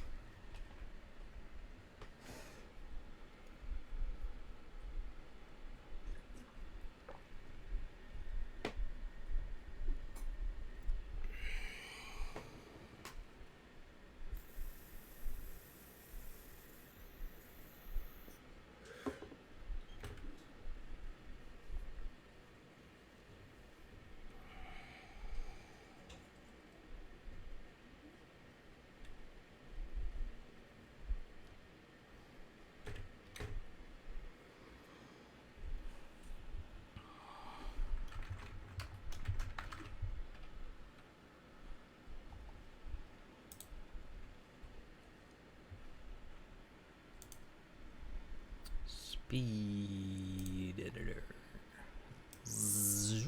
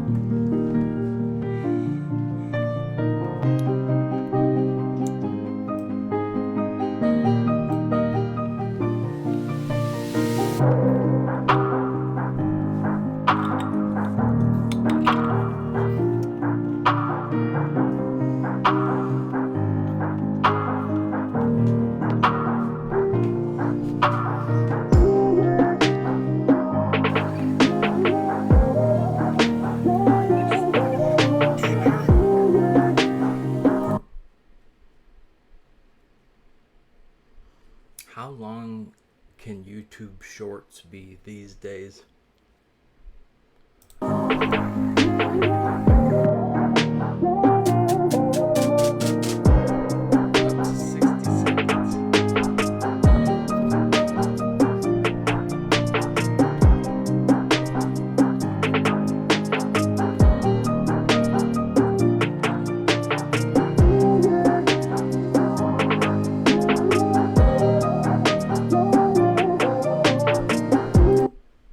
I swear that they're more than 60 seconds.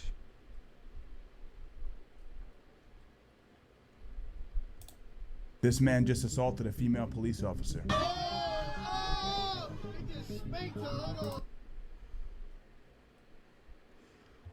Everything he's 7. That one's a minute. 2 minutes. I didn't even know these are tricks. In GTA 5, if you go to this location... Oh, please don't hit anybody. Scoop water in your pick. K-O-N-O. Okay, well, that's good. Kono. K-O-N-O. What are we flying? Dutch?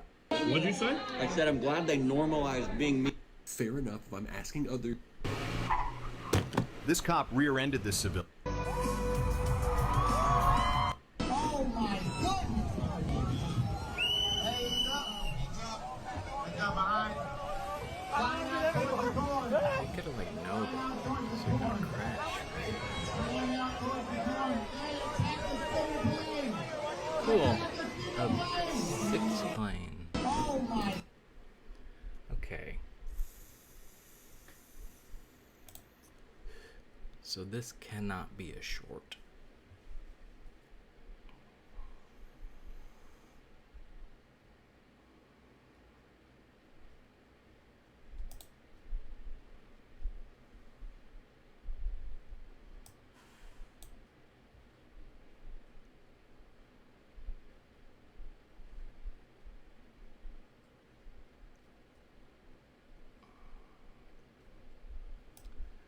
We can cut that exercise.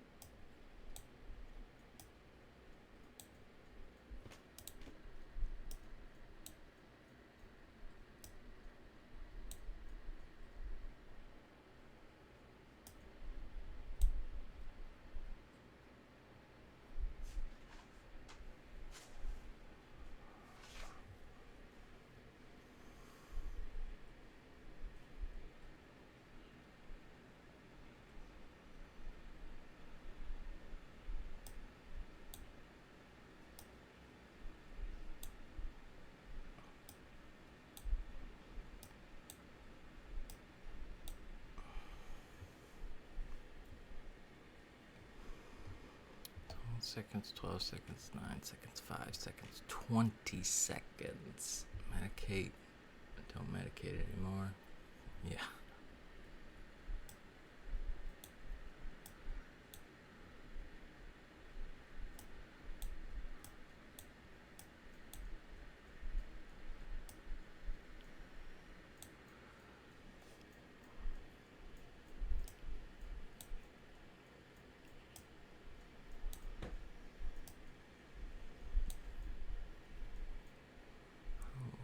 Is it now?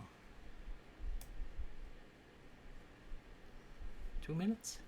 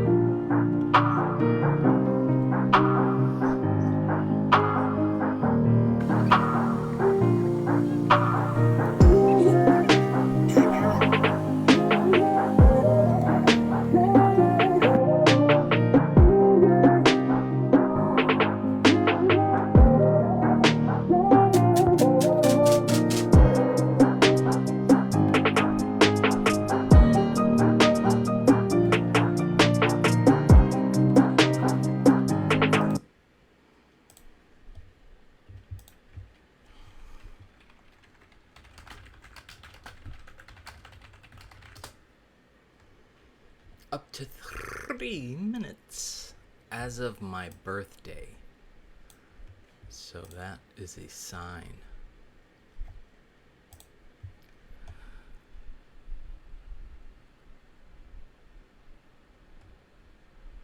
Calming relaxation techniques. We need those back.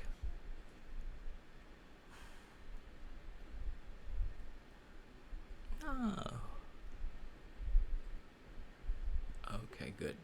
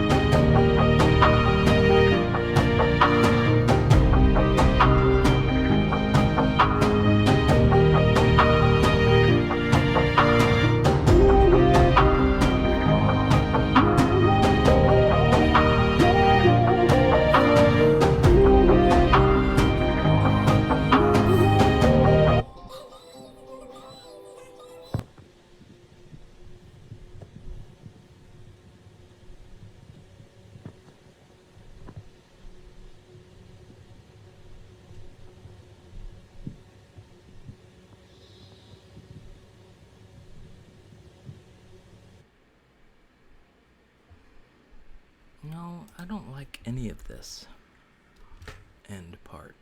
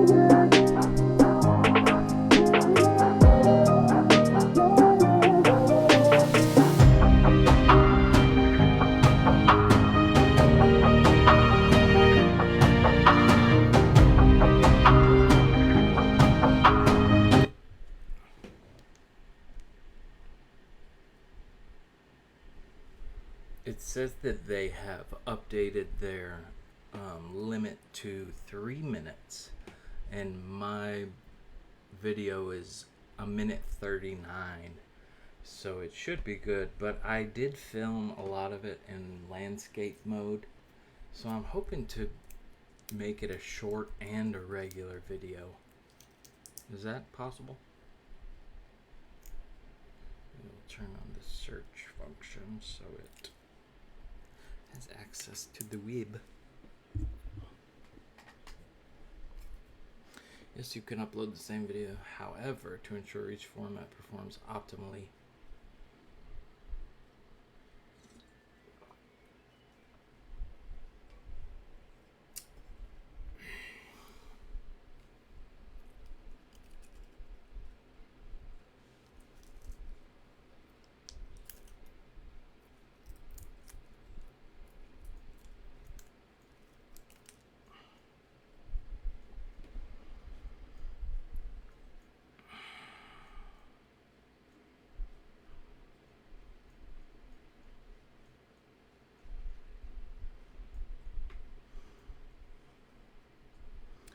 Alright, so originally I've got video that is both landscape and portrait mode, so I'm just going to upload it as a regular video. And YouTube might transfer it or format it for a short. We'll see.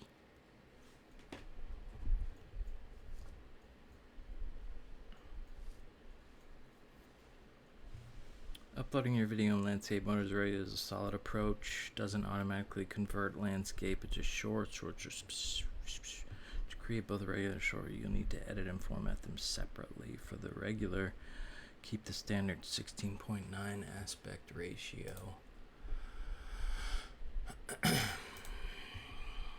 Okay, I think we share is how you do this. Woo!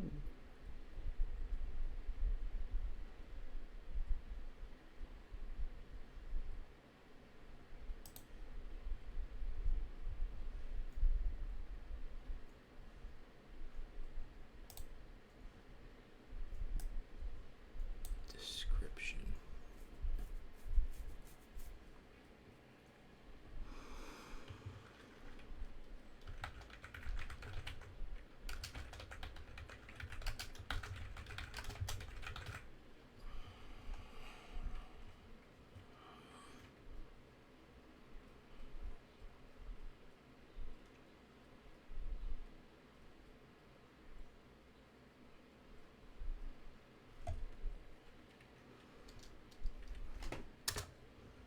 I'm gonna do it.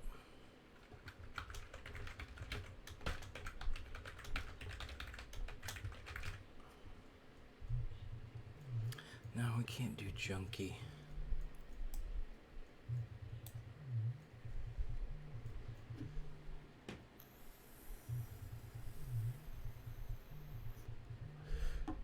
Yeah, we do. We're gonna save it like that.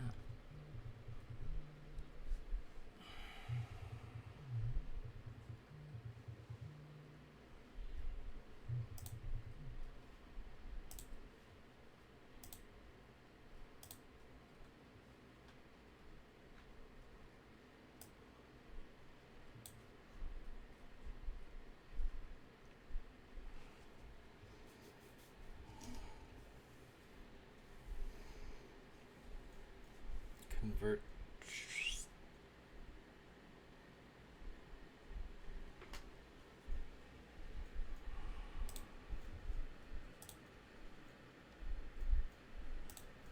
.9 aspect ratio.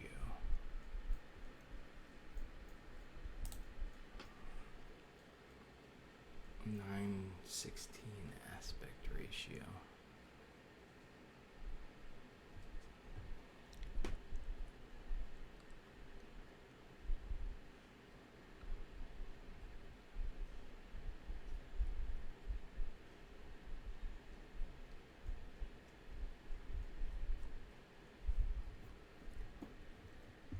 YouTube Shorts Maker?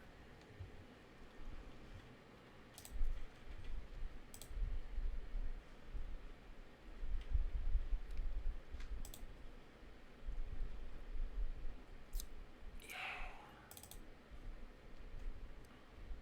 Ooh.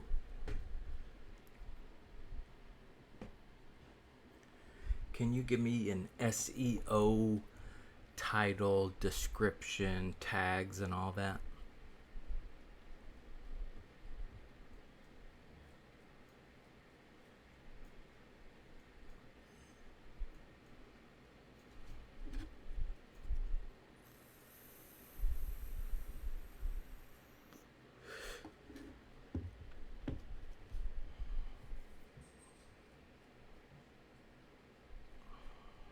Actually, this one is for the actual short video.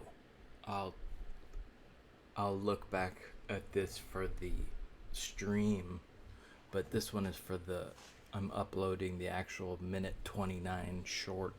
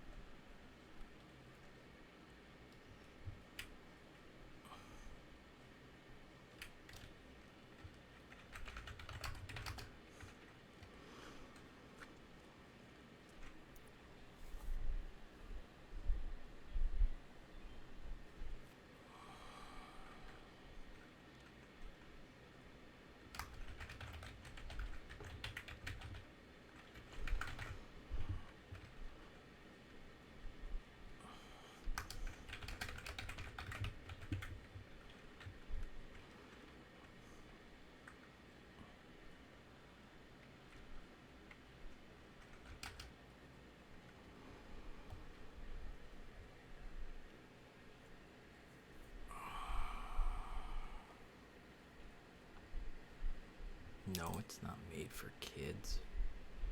Is it age restricted? No.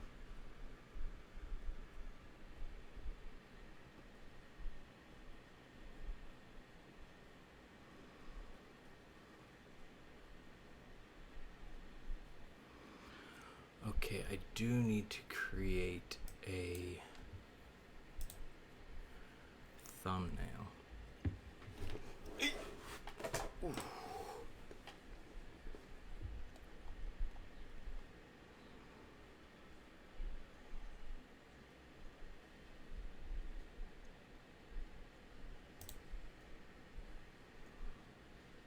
It never auto-generates it for me. Is that because it's not?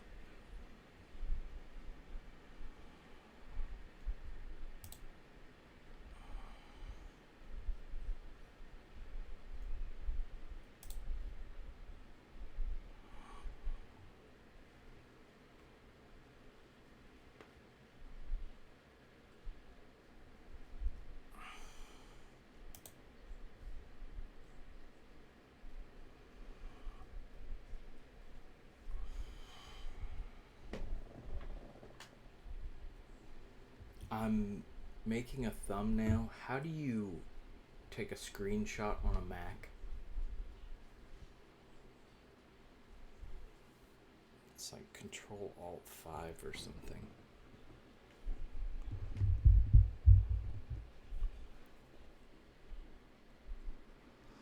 Command Shift 4.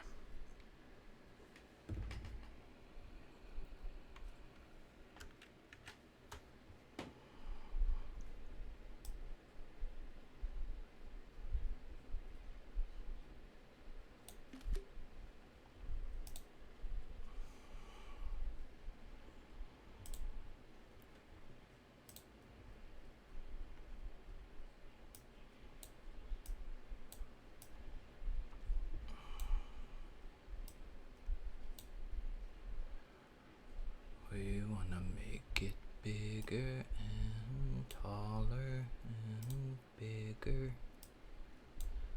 Yeah, that works. Red.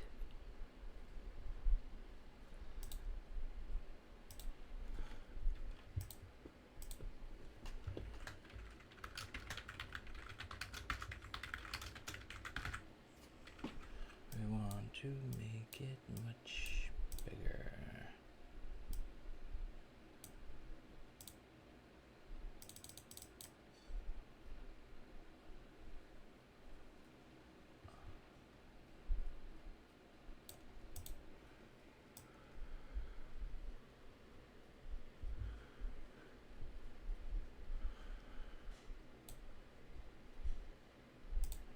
We want to make it bigger and not that color or that or that, because I don't like it. Maybe. No.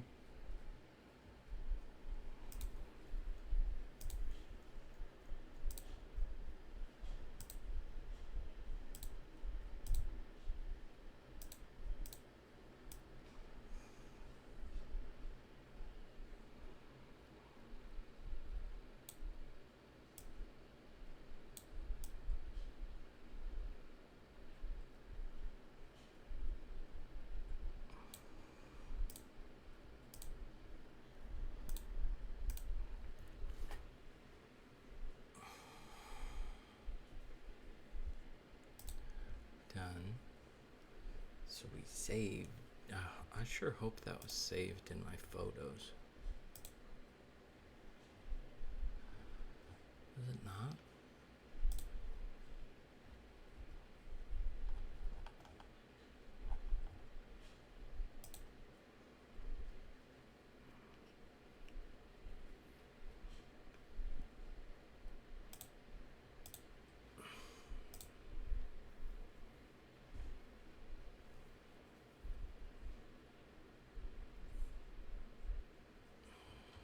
Where did it go?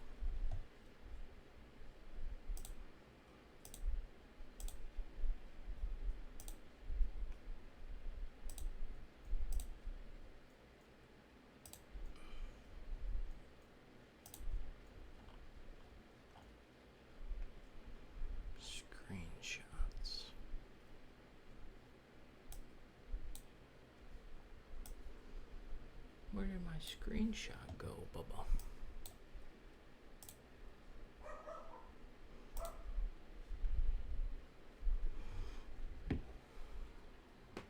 I took a screenshot and edited it and clicked done. Where is it?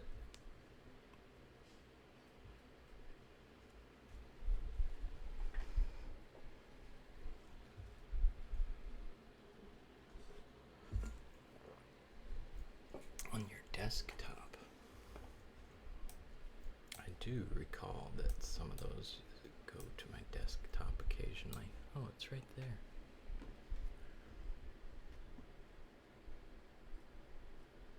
No, that's not it.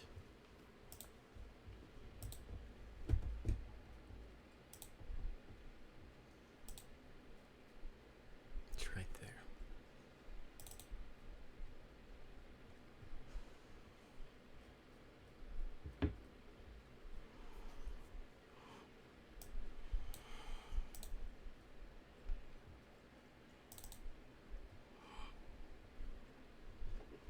Eesh.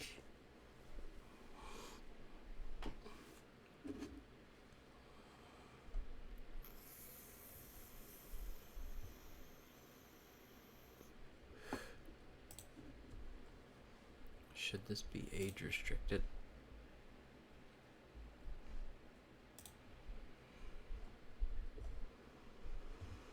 No. Automatic places. Tags. Otherwise, tags play a minimal role.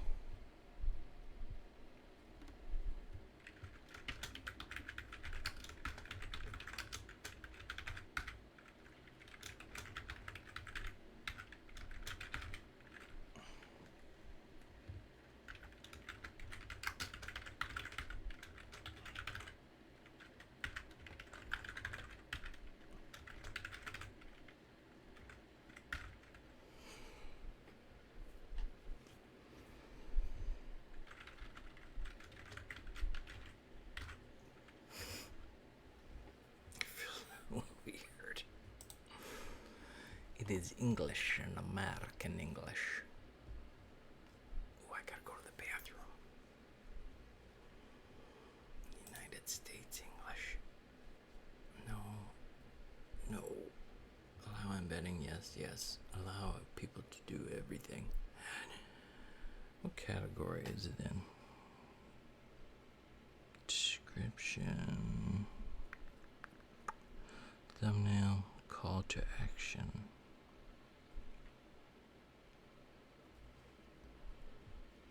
What category do you think it's under?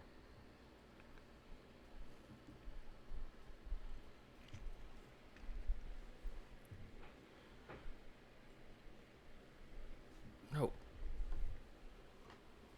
Sorry, what category should I put my video under? I found the screenshot.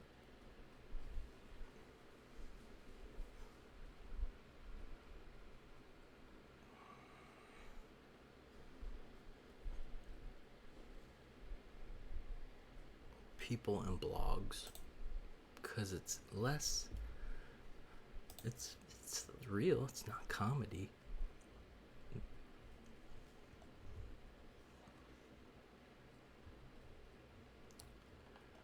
Private, no, we want it to go public.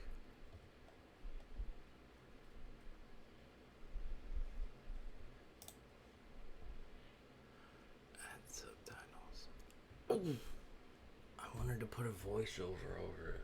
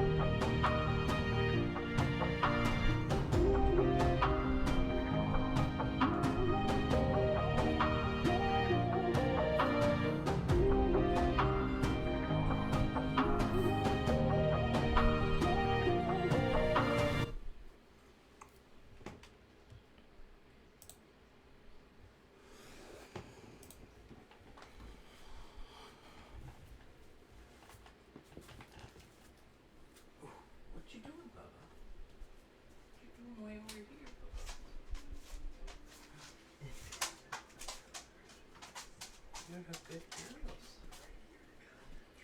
I forgot I'm still streaming, pups. I forgot I'm still streaming. Am I? Yes. Cool. Alright, I did it. Ooh,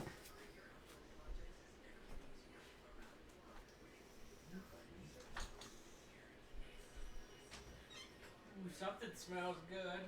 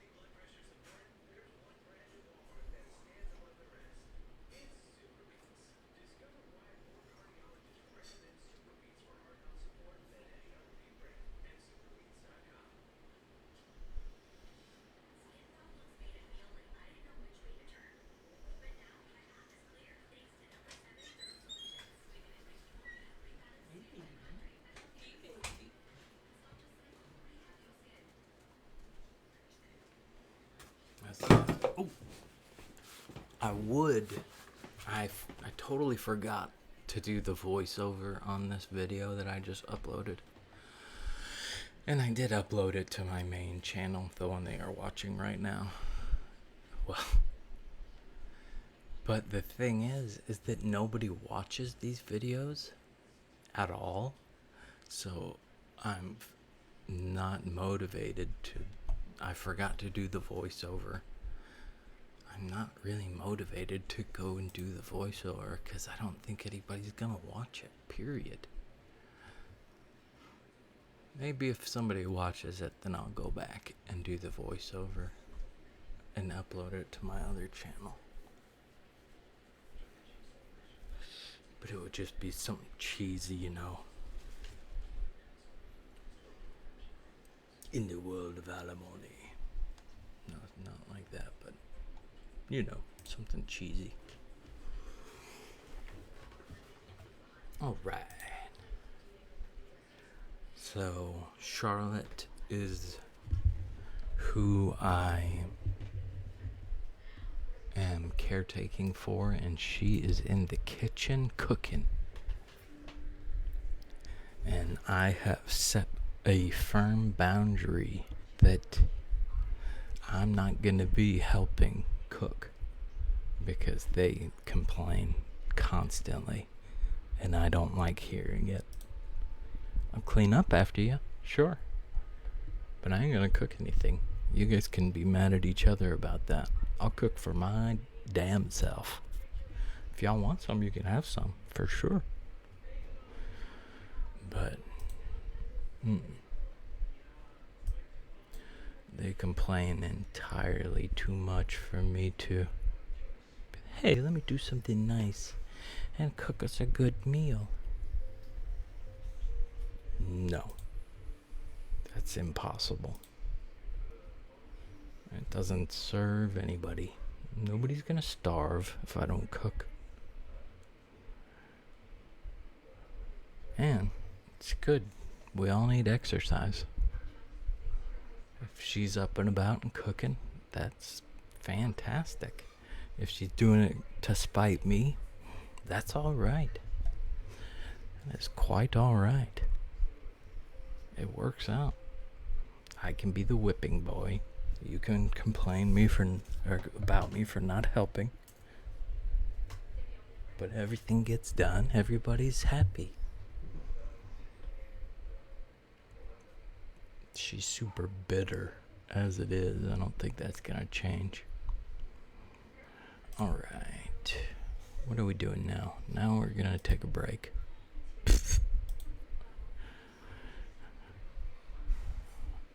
What do we think? Isle of Arrows? Yeah, I think so.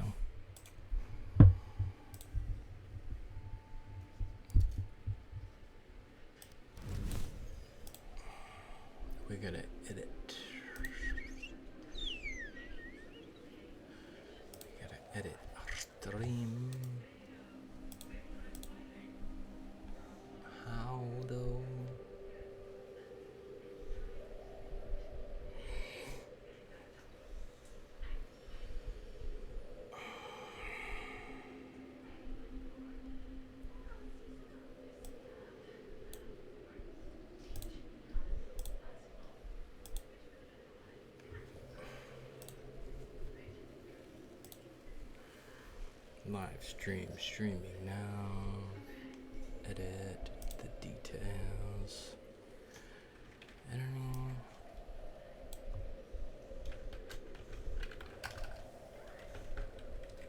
What's this called?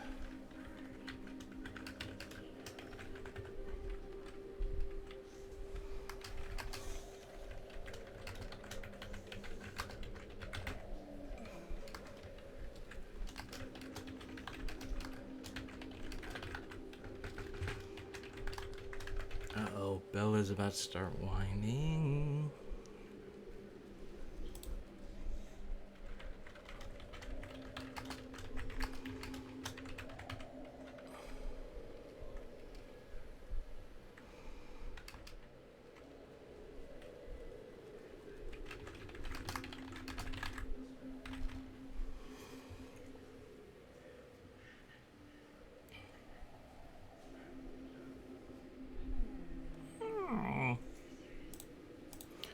No, it's not a playlist. No, it's not made for kids. Visibility public. Yes. Show more. Oh, she's starting to whine. She wants something. It's not to go out. She went out. Oh no, she went out early this morning. Like 5.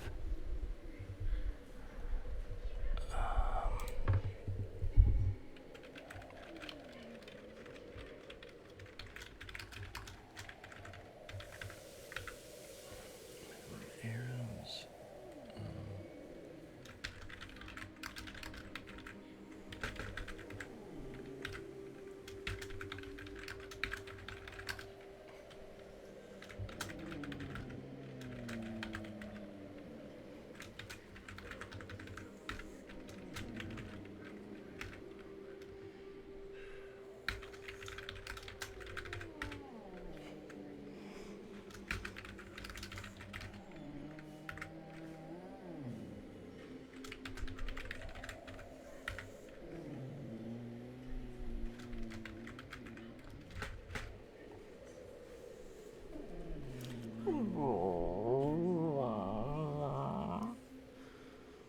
Now,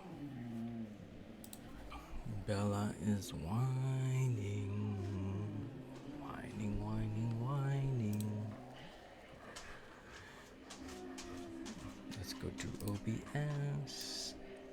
Let us. Bella.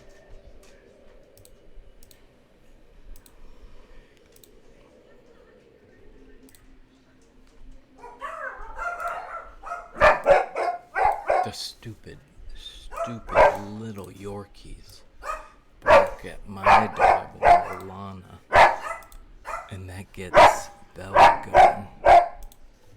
Bella! There, no.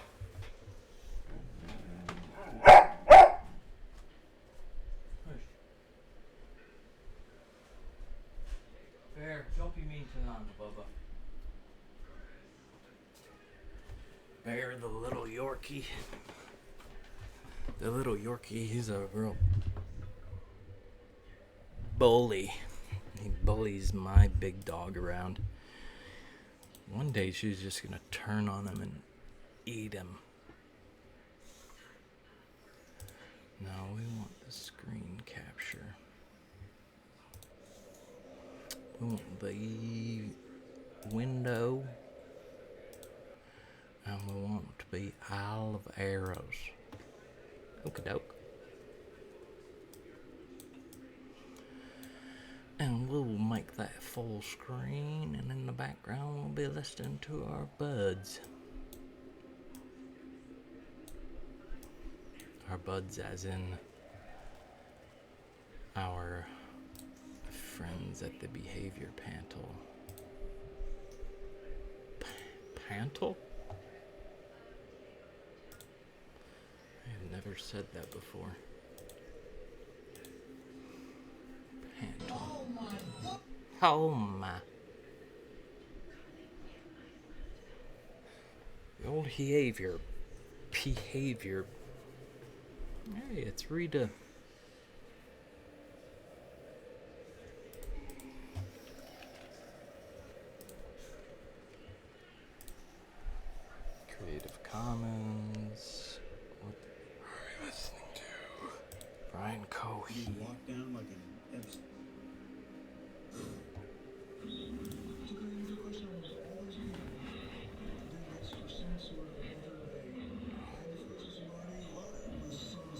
I do want to have this. Serial killer, my name is. But two serial killers is different types of meanings. Organized, disorganized, visionary, missionary. Just wondering what gets you excited about doing it? Well, I'm not really The real difference. Okay. I was just asking. It was just curiosity for us. And you said you studied chronology and forensics all that? College study or school study, break up.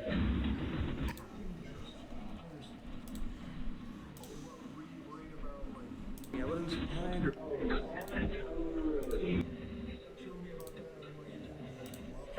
I was figuring the police don't, this is not to be taken offense, but police, they don't seem to care as much about high-risk individuals, homeless people, prostitutes, et cetera. So I was deliberately looking for someone who lived that type of life. Very common for. The original rule was just leave in there. But I was worried about fibers on the outside that would be on his clothes and stuff. So I deliberately messed up the clothes. Barking at Not Lana. cutting them up, just throwing them around. And I was worried about just how long it would take to find him, because it's a somewhat traveled road. Eventually someone with the windows down is going to smell some off. The mic is definitely picking up the sound, but it's picking up my voice as well. So that's where the river idea came from, because yeah, holding the mic is the way to go. Away a lot of evidence. Rivers are quite tricky. All right, Greg, what do you got? So this is going to have the single most important seconds of this entire interview, and I'll get to those in just a second. Let's walk through the mechanics of a couple of things. Now he's going to lecture this detective. Says, I'm not a serial killer, followed by a really nervous laugh. If he isn't, it's because they interrupted him. This guy, I just about guarantee you, this is my opinion, this guy would be a repeat offender because he didn't get the target he wanted. I guarantee you, it's my opinion. We're going to see exactly what he wanted. It's really interesting. I talk to you guys all the time about downright eye accessing, meaning emotional accessing. And that if your head tilts far enough, your body will curl. His body curls. Look at him, it's rolled up. And then as he does that, he's going down this list of different kinds of serial killers. His head pops up and he makes eye contact. There's something emotional he's accessing before he gets to it. There's all these, I think he's running through a list of zeros, good. Honestly. And he's running through the different kinds of guys. And then he pops up and he says, boom, here's who they are. And he runs down the list. I wonder what she's making. Oh, Bella. Video, that absolute stop. She moved.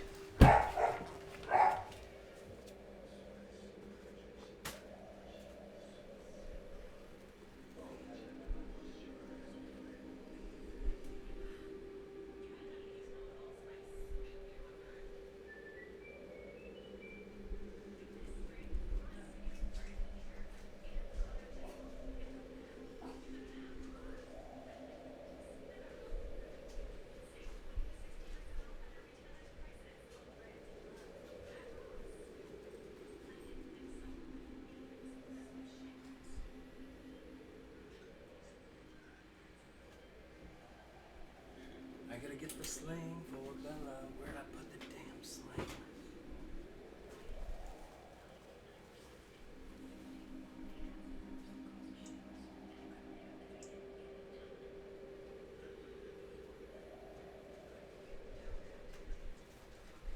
I need shoes.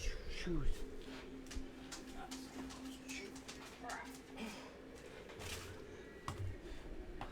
Bella went outside and it's raining out there, so I need the sling and my shoes.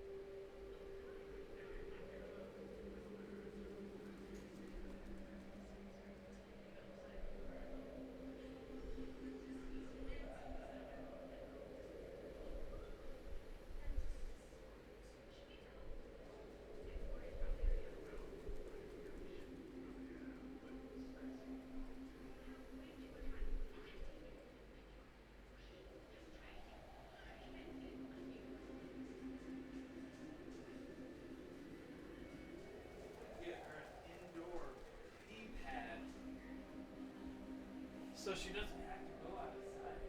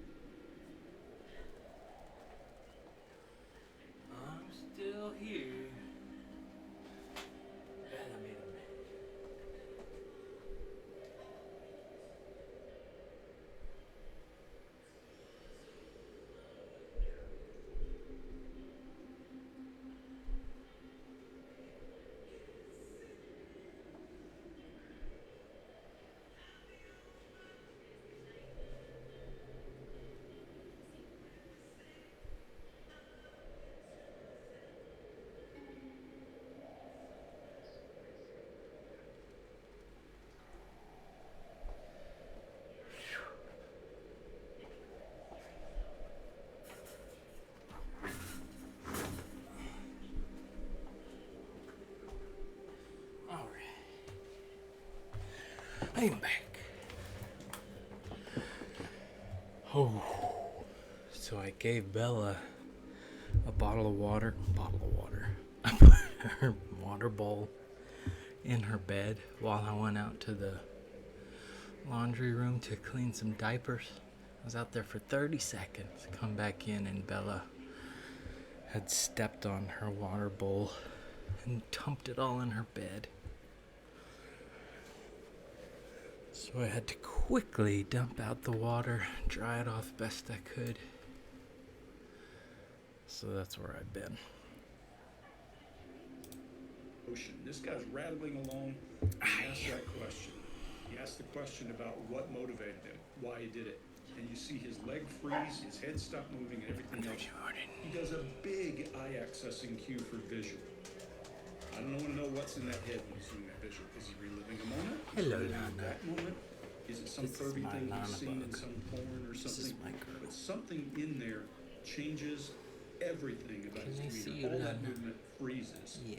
Locks down. Just go back and watch it right here. This is my baby And Nana. as he does that, he's got this halting, qualified denial of sexual attraction to her. She's Instead of what draws she's him the to it. He second doesn't say what draws him chillest to it. He dog says, here. I am not That's really Bella. sexually attracted to it. That's a distancing, qualified answer, and one that would make me just sitting across from this guy to be cringy as all hell, just looking at Archer's it. Oath. I don't get that very often, but this is chilling. Mark, what do you got? Yeah, we'll come to his relationship with women in the next video. In this one, Chase, my analysis of this will be slightly reiterative of what you were saying, but he leans back, arrogance there, condescension as well, and gives these police detectives a criminology lesson. And then kind of says he just has a passing interest, but he has the arrogance and the condescension to let them know exactly what they should know about criminology. So I will, kind of Let me go basket check that on up Bella in again. Being narcissistic, which is the seeking of attention when that attention is unearned. He doesn't have any reality to put himself on a high pedestal around criminology, and yet he does, and he's looking for that. This Chase, I think you were saying that validation from them. So somebody looking for attention, and they're doing that in an unearned way, and often in an aggrandizing way. So we could put narcissism along with Machiavellianism and sadistic and psychopathic. Now, Oh, she's barking. may well be on that checklist. There is narcissistic there. I'm not quite might have to sure. ignore There's it. often that idea of, all psychopaths are narcissists, but not all narcissists are psychopaths. But look, any human being is extremely, extremely, extremely complex. And then you put them in a certain situation and they become even more complex. And then you put them in a certain situation in relationship to all the other human beings around them. And the complexity gets massive. So all we get left with is people who want to understand something and get a grasp of it so we can feel a little more in control of our own lives, is to go, well, can we put people in a bucket? There's nothing wrong with that. It's a really good start to trying to understand something and get closer to the complexity of what might really be going on here. So all I'm trying to do is kind of, in some ways, split up this psychopathic Bella? and then put some of the elements into other buckets. It's all a model, and all models are wrong. It's just some helpful. And if you're finding, what we're saying helpful about understanding this person so that you can feel maybe more understanding of yourself or other people, or feel a bit safer around other people, or get more in control of situations, then it's a good model. And if what we're talking about makes you feel even more unsafe, even more like you haven't got a grasp on things, then stop watching and go and watch something else, because this isn't helpful for you at all. Or keep watching, it might get better. Keep watching, it might get a lot. It's kind of like your thing about watching murder shows. Just keep watching. You just keep watching, yeah. The bad guy will get caught in the end, unless it's a tragedy, or unless they're an anti-hero. And then you'll keep on watching them and you'll empathize with the psych. I mean, there's a few good shows out there where they get you to empathize with the psychopath, which is Dexter. Dexter. He's a great. But he's not a psychopath. He's not. See, that's why. It's not. He's not. Yeah, he's not a psychopath. When I say something to We'll Lana, go with Silence of the Lambs. We'll go with Silence of the Lambs. Oh, I thought you were going to fuss with me on that. No. No, that's fine. I'll just pick a different one. I'll get there in the end. Just pick a different one. I thought I was going to fuss on Silence that. of the Lambs. You empathise my with friend's Hannibal guilt Lecter. tripping me, just In like the end, blatantly. because people are rude. He said, "I guess you can't to help and her nobody then." likes rudeness, and so you're like, yeah, like you got to sort out that rudeness. Scott, what you got? All right, I agree with y'all so far. This cat's been thinking about killing for a long time. And you're right, Greg. These are his football stars and basketball stars are these killers. He knows about them. He knows how psychopathy and serial killers are broken down into the differentiations of styles of serial killers. He's got that down. And he feels like he's bonding with this detective, and the detective is letting him do it. This is so good.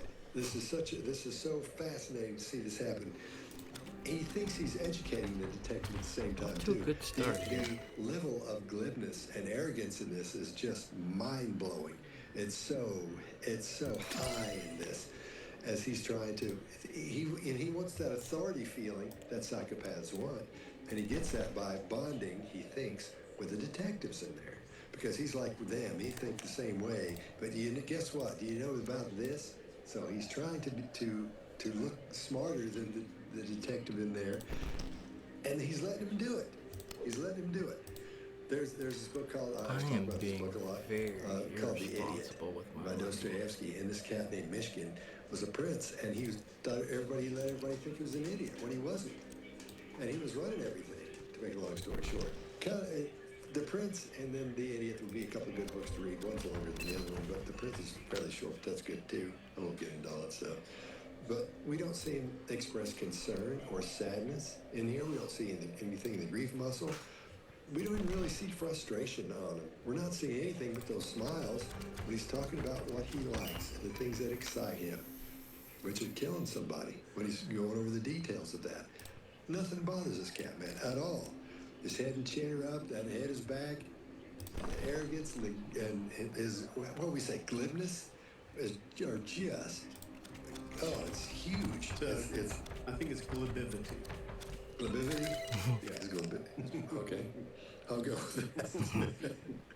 I think he wants to have a trading card in his face. So he wants to be Oh, yeah. those other guys. Yeah. You know, I'm putting together the Psychopath Awards. You guys got to be in it too. I'm going to do a show called Psychopath Awards.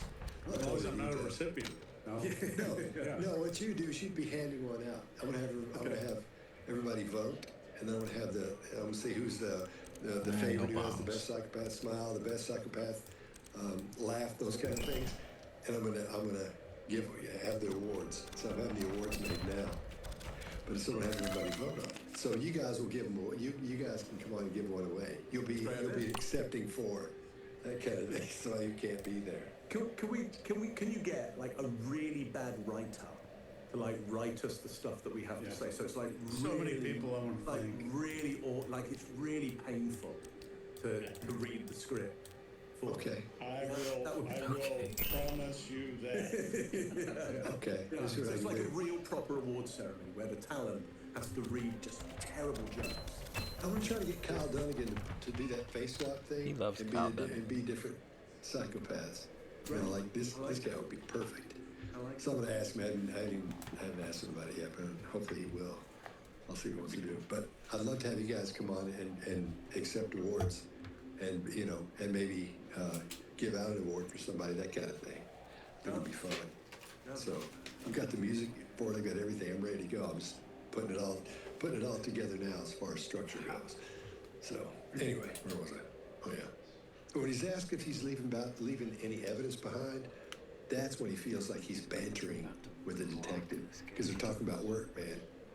It's bizarre what this guy's doing, how he feels. But it's bizarre because we're seeing a psychopath, in my opinion, he's a psychopath, do what they do. We're seeing, it's almost like it's out in the wild, because it is. Because it's in a situation where he should be uncomfortable, but he's comfortable, And okay, I've got more to say about that. Chase, what do you got? Scott, I just want to date for a moment. Just wanted to interrupt for a moment because I've realised there's a problem with your idea here. Is that this guy could clean up all the awards. Like, he could win. We'll see. We'll see. But I was genuinely worried. I was generally sitting there going, you know, this guy will just win everything, won't he? Like most he gets most glib. He gets most glib. Maybe the Glibivity Award. The Glibivity Award. from Chase Hughes. Chase, sorry. Okay, thanks. Yeah, agree very much. I'd love to participate in the awards. Thank you. Just based off of the previous video, I didn't think that they were going to make an attempt to build some rapport with him. I thought he was going to be locked down like I didn't hear her Epstein barking. I heard her But finally, falling. it happened. This detective asked him about his studying dog. criminology forensics, which I know nothing about, but you're going to see that perfect shift in behavior here, this moment that it happens. He puts his hand So I set the bed right next to her. For a chat, and Yeah, I didn't hear her barking, but I heard her falling as she's walking to my bedroom. Moment to pay attention for. This is the moment. Even if you're no good at So I set her bed right next to her so she can get some grip on that. Like a massive increase in comfort.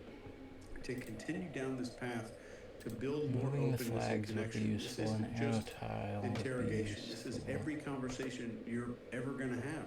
Noticing these moments of Removing shifting water into would be comfort and stress. better. 3 things happen when he goes into talking about the police here. Number 1, he adjusts his environment and moves everything into a neat little corner. This is a desire for control. Next, he leans very far away. He leans away from the detective after he's aware that he might offend him. Next, his behavior and his demeanor shift from She made it onto the bed. pontification. The shift is almost like you see someone in a high school play launching into a speech and trying to look In smart my while they're doorway. talking about Shakespeare. So we see his posture go up, his chin go up, and he's pontificating. If you're still trying out your new skill of identifying those little I am statements, listen for those statements. When somebody says, I am smart, I am significant, in between the lines there. You heard about 6 of them in this video. And if you heard them, you're going to hear something begging to come out here. Leave it in the comments if you heard what's actually the I am statement that's begging to come out.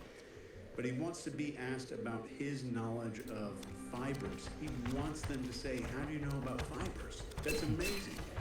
He wants to talk about how much he knows about how rivers can be tricky in this video.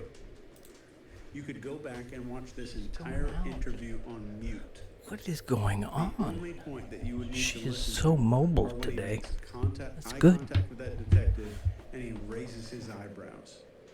This would show you every single thing you need to know to build a detailed map of what he needs approval and acceptance for. Everything about his psychology and his weak points of where he needs approval and acceptance. Just looking at the She just eye walked contact and all the eyebrow. way to the water bowl. All by herself. So then tell yourselves, all those people did this for some sort of whether they had to forgive somebody, what it was some sexual ramification in their mind. Criminology here, different types of.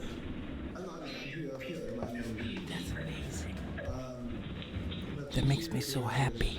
Different types of men. There's organized, disorganized. She walked all the way to the water bowl on her own. I did put that little runner rug over there, but she walked across the slippery floor. She's doing so good.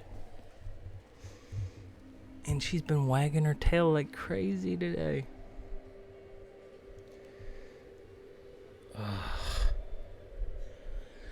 Makes me sick because they want to put her down. And I think they are. I've already said my piece. She's only improving though since I moved in. I think it's because of me. But just with a little help, that little sling makes all the difference. Because she's able to walk and get some practice. That way now when she goes and walks by herself, she's much more coordinated. I don't know what to say because I don't want to, it's a tough decision to put an animal down. And it's not my dog. It's not my uncle's dog. It's, I think, his sister. His mom's daughter. So probably his sister. It's her dog. And she's in North Carolina. And Charlie only knows what goes on with Bella whenever he comes home at 4:30. And then on the weekends, when a bunch of people are here, she's a pain in the ass. Like, she barks and barks, and she pees on the floor and gets in everybody's way. But that's not a reason to put her dog down. He doesn't see what I see here during the day. What is her little nub wagging? And she's eating. She's always wanting food, and she's just walking around. She just wants to see her mom. Well, now who's her mom?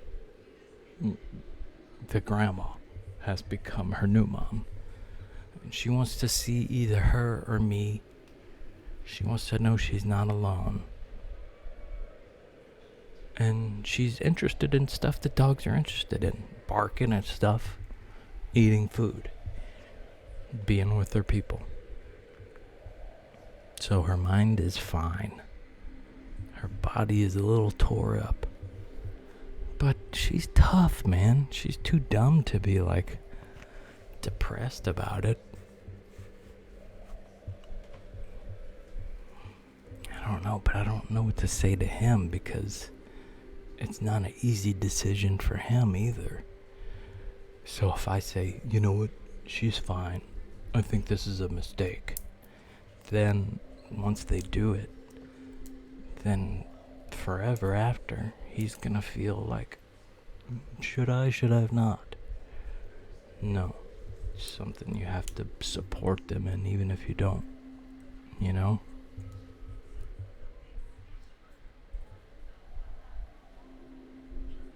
I don't know, I may need to take action, but I gotta tread carefully, cause I don't wanna. I know if someone second guessed me, I'd be like, I'd have so much guilt, and I'm sure he already does.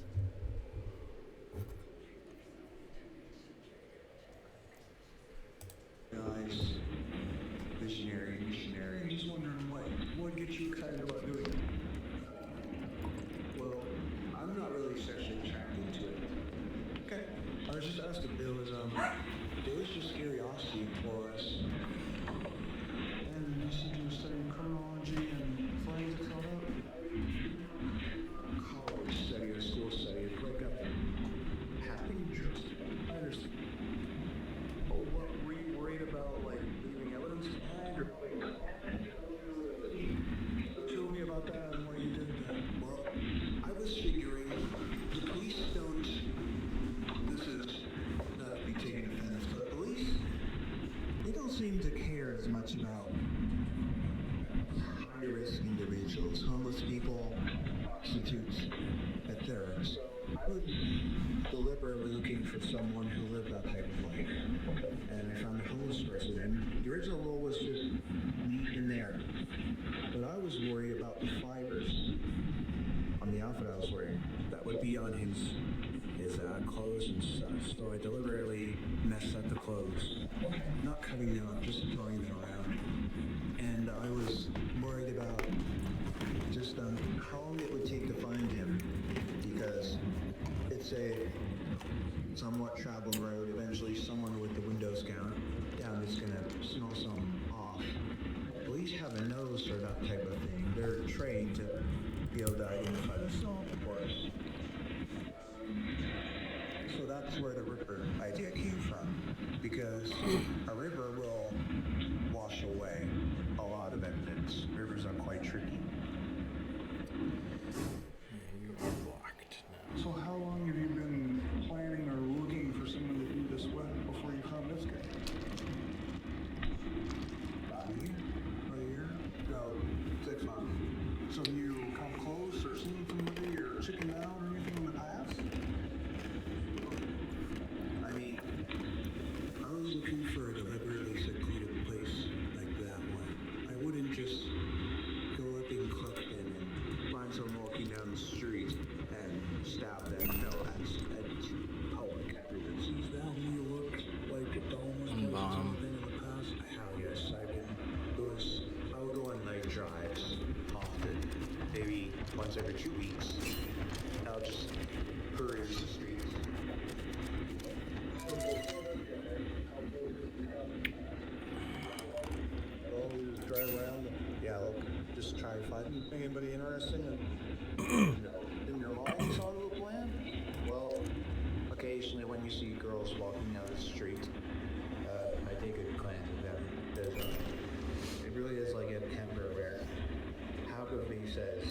I'm quite inept at winning. Being honest, no half an hour. But half of me says, I want to take that girl home and make her feel nice. And the other half of me is just like what Ed said, is I want to see what her head looks like on a stick. So occasionally when I'm driving down the road, if I see someone that catches my eye, I'll just... I wonder what their head looks like on a stick. Before you do that, I was worried about pasture burns. That day and a half included this thing. It's all anxious. Because not only is my car in the river, blood on it, there's body parts in my house. My parents let go through my vein occasionally. And when they get blood, and eventually when they're going to get the news that our body was found in the river, that's very much circumstantial evidence that's pointing to me. So I was very much anxious these past days that I was eventually going to get caught. What do you think would happen if you got caught? Well, I figured my mother would have confronted me about it, but no, she didn't even say it. Holy. She didn't want to believe that. I thought the police... This cat found... No, he offed a homeless person because they're at-risk individuals, and he knows like the textbook serial killer strat is go after prostitutes, homeless people, people who probably don't have a big connection of family and friends, people who could easily fall off the world, or that's what he thinks. So he killed a homeless man who turned out to be like beloved in the community, and he cut off his hands and he cut off his head and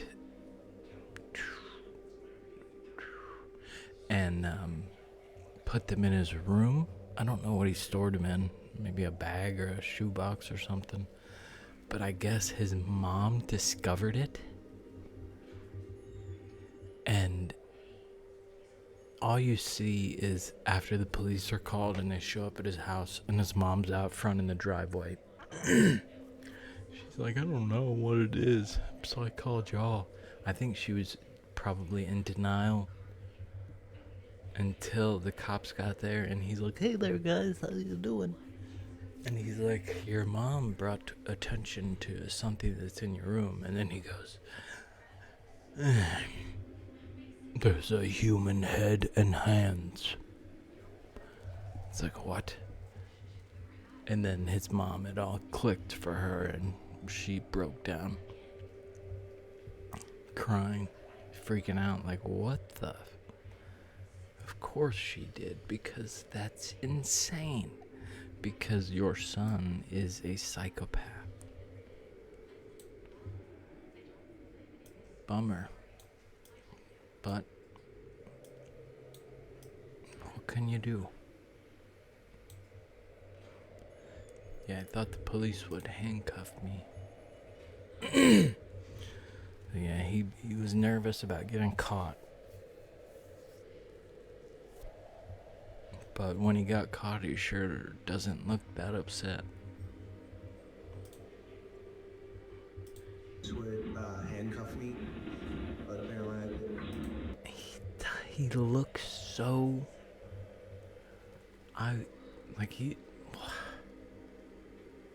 He looks so harmless, and he sounds like it too. I'll go first on this one. A psychopath is an interspecies Not just because he's predator. just a white dude, but because look at him. He's wearing glasses, he's got a comb over, he's a little pudgy. His face is like plain Jane. Nothing sinister looking whatsoever. They obviously prey on their own kind. Crazy. Right? That's what's being talked about in here. That's what's going on. Some serial killers will hunt their victims for a while, like that BTK killer. This guy was planning on doing that. He was out Find, doing little torture, dry runs. kill. When he asked him about, has he done this before? What are his thoughts on doing it again? Those kind of things. You can tell by what he's saying. He's driving watched around. these people before. I think he's taken a run at it before, but lost his nerve to do it. Something came up or something happened. Because that's what they'll do. They'll say, because they want to be meticulous about this so they don't get caught. Because the only thing they have to do in life is not get caught. So they can because all they want to do is do things that please them, and getting caught wouldn't please them. So they want to make sure they don't get caught. So I think he's taken quite maybe 3 or 4 runs at this before. So and he would do that, almost practice. And he may go up to it and say, I would do everything but do that, because he gets a buzz from that, thinking, wow, it's possible. Here's what I want to do. I'm into this. It's like rehearsing for your big show that you're doing at the Playhouse, or if you're a musician doing your band rehearsing or singing, you get a buzz from that because you're getting ready for it. You're not actually doing it yet. So that's what's happening here. And this is where he feels like he's in control of the situation in the room, because he's got their attention, he's talking to them, they're asking him questions, and he's giving information he thinks they don't know about. He's trying to hip them to stuff and make himself look, smarter. And the detective is taking advantage of this narcissistic part of him by making him feel smarter than he is, and making him feel smarter than the detective is. So they'll bond, and he can get more information out of him. This is that part where he's trying to find out what else this kid's done, or she, and the woman detective's trying to find out too. Have you done anything else in that? So that's why those questions are wide like that. But they're starting to zero in on specific things, So they're gathering information or intel on this guy as it goes through. He's okay. I'll leave it there because I'll save the rest for the wrap up. Chase, what do you got? I agree. There's a clear, in my opinion, there is a crystal clear Jekyll and Hyde dynamic happening here. And it's not just in how his confidence and insecurity kind of blend, but it's also the way he very explicitly describes the 2 different halves of himself. One side wants to give her a good time, while the other one wonders what her head's going to look like on a stick. This is a very stark contrast, and it isn't just a passing thought. It's a window into the way that he compartmentalizes all of his internal world. So when somebody starts talking about their halves or parts, it's a sign that their psyche is divided with these kind of conflicting desires or impulses that they might not fully understand or control, as we see here. So the key here is to bring these parts into the light by exploring those things, to uncover their motivations, their struggles, and their intent, what they want to do. That's the key as an interrogator. So here's how you can dig deeper with some strategic questions. So you can ask those questions. When somebody says, well, one part of me wants to do this, and another part of me wants to do this, you can say, what does that part think about blank? So if one part wants to do harm and the other one wants to do something good, ask how each one feels about the victim or the situation. This can reveal a ton about maybe what part's dominant. Or you could say, when that part is enjoying the killing, what do you think the other part is saying internally, like inside of their head? So this encourages them to tell this really self-reflective story. Are they constant conflict, or is one side more dominant? Or you might say something like, but it needs to be would you say that these 2 halves are at war, or would you say they're good friends? And this forces them to evaluate that relationship between those 2 things. And in the real world, you might hear maybe just a teenager say something like, part of me wants to go to college, but another part of me wants to go and travel around the world. On the surface, it sounds like indecision. But if you dig deeper, you might reveal a fear of failure, the stay safe part of failure, versus a desire for freedom. And that's really what you're hearing. Or if you hear one of your friends say, there's a side of me that really wants to forgive him, but there's another side of me that wants to stay mad. This hints at some kind of internal struggle between their values, maybe like empathy versus self-protection. And that's very, very key to understand. You hear a simple sentence like that, and you're hearing below the surface, and you're hearing some two parts little arguing. So if you just learn to ask the right questions, you can uncover all kinds of hidden motivations. I wish I had more time on this. I could go on for maybe a few hours about this specifically, talking about divided consciousness and even how the CIA developed this into an entire program. Mark, what do you got? Yeah. So he says, I wouldn't just go up, into town and find somebody on the street and stab them. Well, that means that he's definitely saying he's not psychotic, because somebody who's psychotic would do that. They wouldn't even know they're doing it, or they would know they were doing it and they'd have no control over it. If they were psychotic... Tear up the checklist. Yeah. So the eyes would be forcing them. If they were psychotic, the eyes would be looking at them. Well, in his world, as we saw in the last video, the eyes are watching the eyes. So he's got a very, very extreme idea of the kind of the visual world of the psychotic. Anyway, it suggests that's just too public for him. There's actually too much risk for him in just going up to somebody in the street and stabbing them. For a psychotic, they're not even seeing that. They're just not living in the same world, which is why if he could put himself across as psychotic, he may well get, what we used to call criminally insane. And therefore, a different type of place. We just got good down here, Bubba.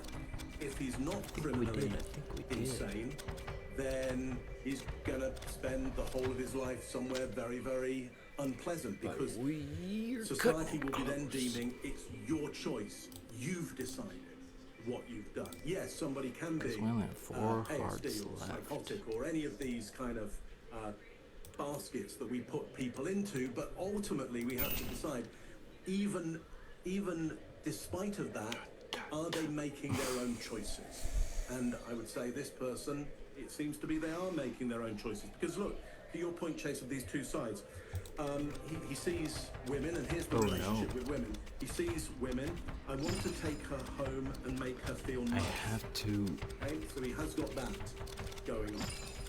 But then he comes up against reality, or his reality, which is that's not going to happen. He's not going to fare well. Hang on a second, there's a squirrel in here. Really? Can you get it on? Yeah. Wait a minute. Can you get it on? No. Hey, darling. Hey, sweetheart. Come here, now. I can see something violent happening to Scott. Yeah. Well, if it were around my way, we wouldn't be so inviting. Yeah, my dogs keep them out. But this is why you never work with kids or animals, because the moment the animal comes on, or even the chance of the animal, like the show stops, the whole audience are just, show me the animal, show me the puppy dog, show me the nice squirrel. This is gonna be like Monty Python and the Holy Grail. They have a squirrel on his neck. It's got big teeth. The other one, Christmas Vacation. Yeah, it flies out of that tree. That's a good one too. Oh, the door's closing. Oh no, is it closed? Yeah, okay. Yeah. Why did I put it there? That's the squirrel closing the door. Did you show the door? It's the squirrel that gets into my fireplace. Well, where is it now? What did you do? Put it in the living room? Oh, that goes up the carport. So I it's the door. Last time this happened, she just walked out the door, so I got her to go out that way. Sorry about that, man. Yeah, okay. So, thank you, Mr. Squirrel, for your interruption. That was Linda. It's a woman. Linda, okay. So Thank you, watch Linda. out. Thank you, Mrs. Be Squirrel. careful, Mark. Miss Squirrel. See what you're doing. Thank you, Miss Squirrel. I love how people with British accents say squirrel. Sorry about Squirrel. Yeah, I have no regard for that at all. Squirrel. So, yeah, he Squirrel. says, I want to take them home, make them feel good. Then reality, or his reality, comes into conflict with that. And now he's not in control. He's got no control over whether he can take them home. So what does he do with that lack of control? I would say we get anger and rage. And he says, I want to see what her head looks like on a stick. So once he realizes he's not in control, and the anger and the rage come from that, you get an antisocial display of the female, then you'll see in history and throughout war, when you have state-sanctioned killing of other people, that the degree that you can put their head on a pike and display it to society is the degree that you're saying these people are not human. So with that stick display, he goes, I'm moving from I want to make them feel good to they're not going to allow me, or I'm not capable, so now I'm completely decapitating them and dehumanizing them. So anger, rage, turned inwards as depression, I think as Freud said. And so we can see maybe where that he may well have some depression if he doesn't have an outlet for that rage, but it seems like he has found the outlet for that rage. He's found the thrill in that, most likely from his I description. shouldn't be going this way because it'll trigger on the first guy. Head on the stick, because there is that looks bad in front of society. That is a sadistic move. There's many ways to end somebody's life. I gotta go dip in belly. Ways where you can take pleasure in front of the rest of the society by looking at their head on a stick, and that's a sadistic move. So there we are, sadism again, and not, I would say, psychotic. Whereas in the last set of videos we looked at, he was playing the gambit of I might well be psychotic. I think he's just blown that. So in this interrogation, who haven't we had yet? Greg? Yeah, Greg, who you got? Yeah, and Mark and Chase, I agree with you 100% about the whole head thing. The only problem is, I think it's a quote from Kemper. Oh yeah, It's a shallow little reproduction of his heroes. I think it's a quote from Kemper. I think Kemper said exactly that. And so it's even worse. He's just got trading cards and he's flipping through them and coming up with whatever this guy's doing. I think the guy just is enamored of these guys. There may be some kind of attraction to it. No idea with that. But if you look at it, when he talks about this, now he's starting to uncover some. Chase, I agree with you. He's uncovering some of those hidden drives, that sexual drive around women, God, my neighbor frustration, and roommates are this guy's fucking got this annoying word as for it. That's hell. what I think we're seeing. If I were interrogating him and wanted to really enrage him, I would just say, What "Hey, is Nick, that?" sweetheart, you just quoted Kemper, and just pick him and go at him for it. But this guy does a brilliant job of just listening and pretending like this is normal. Let the guy talk. So we see some really good things come out of it. He starts to run down a list of why he was anxious, and you can see him asking to a point earlier, Chase, about that guy, asking that guy for approval. Oh, she's annoying you. Time to put her down. And I thought my mother would turn me in. But let's go back. One other thing. I'll skip a lot of the other stuff you guys have already talked about. But he's nail biting now because he's chewing on a piece of a nail. And then when he's asked about chickening out, look at all that accessing. He's doing that visual accessing again. That means he's rifling through something. If he's rifling through something, it means he did try something, whatever that was, and then he starts to dig into his nail beds. That's adapting on a whole new level. When you start pushing on something enough that it causes pain, that offsets all kinds of emotional things. And then he does that bam where he talks about putting the girl's head on a stick. I would want to know a lot more whether he has done something, tried something, done something, had plans for something. We know he has some plans. We'll see in just a minute. But what did he do in the past that's causing him to do all that nail bed pushing? God, something I fucking hate it when I wouldn't they give get up on this home. guy. I would keep asking Because then they questions. just Now he's start in prison. I'd complaining try to each other. Stroke his ego. Maybe offer to introduce him to Kemper. And Kemper's still alive. What is that on the ground? Give me more information Water. about what had happened. Is there maybe You got more fucking 6 dogs in I here. think it's because when he's doing his dry runs, he almost It's did. raining outside. You know what I mean? So he's thinking about those things. And now that he's learned more Use your than he knew brain, back then, bud. he's thinking, dang, if I'd done that, I got caught. Maybe it's something like that. What is that? Yeah, because he would dig in, Fucking and it would water. still be an offset and an adapter and feel like he was a failure in front of this guy. There's all kinds of reasons. But yeah, I mean, this is just, to me, it Every shows time. right there. Every time, He killed without this guy, fail. but I think his fantasy was not a guy. Every time. Now, don't forget, in a few minutes, we're going to go to the Without psychopathy fail. checklist. So be sure to hang out.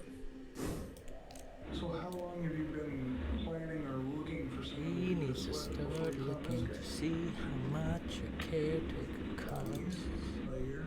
Because not it's not cheap. So you come close or seen somebody or chickened out or anything in the past? I mean, I you looking for a deliberately secluded place like that one? I wouldn't just go up and clip them and find someone walking down the street and stab them. No, that's Do you look like the homeless places or anything in the past? I have, yes. I would go on night drives often, maybe once every 2 weeks. I'll just peruse the streets.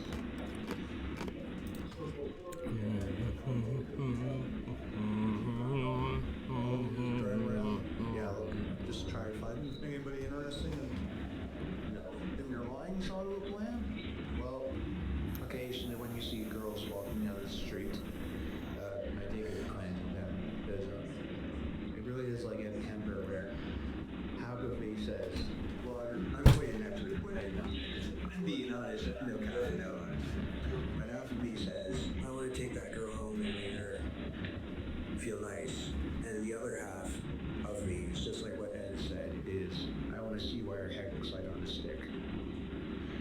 So occasionally when I'm driving down the road, if I see someone that catches my eye, I'll just... Were you worried about getting caught while you were doing it, or before you did it? I was worried about masturbating. Because back day and a half, including your saying, I felt so anxious. Because not only is my car in the river, there's blood on it, there's body parts in my house. My parents like to look at my things occasionally, and when they see blood, and eventually when they're going to get the news that a body was found in the river, that's very much circumstantial evidence that's pointing to me.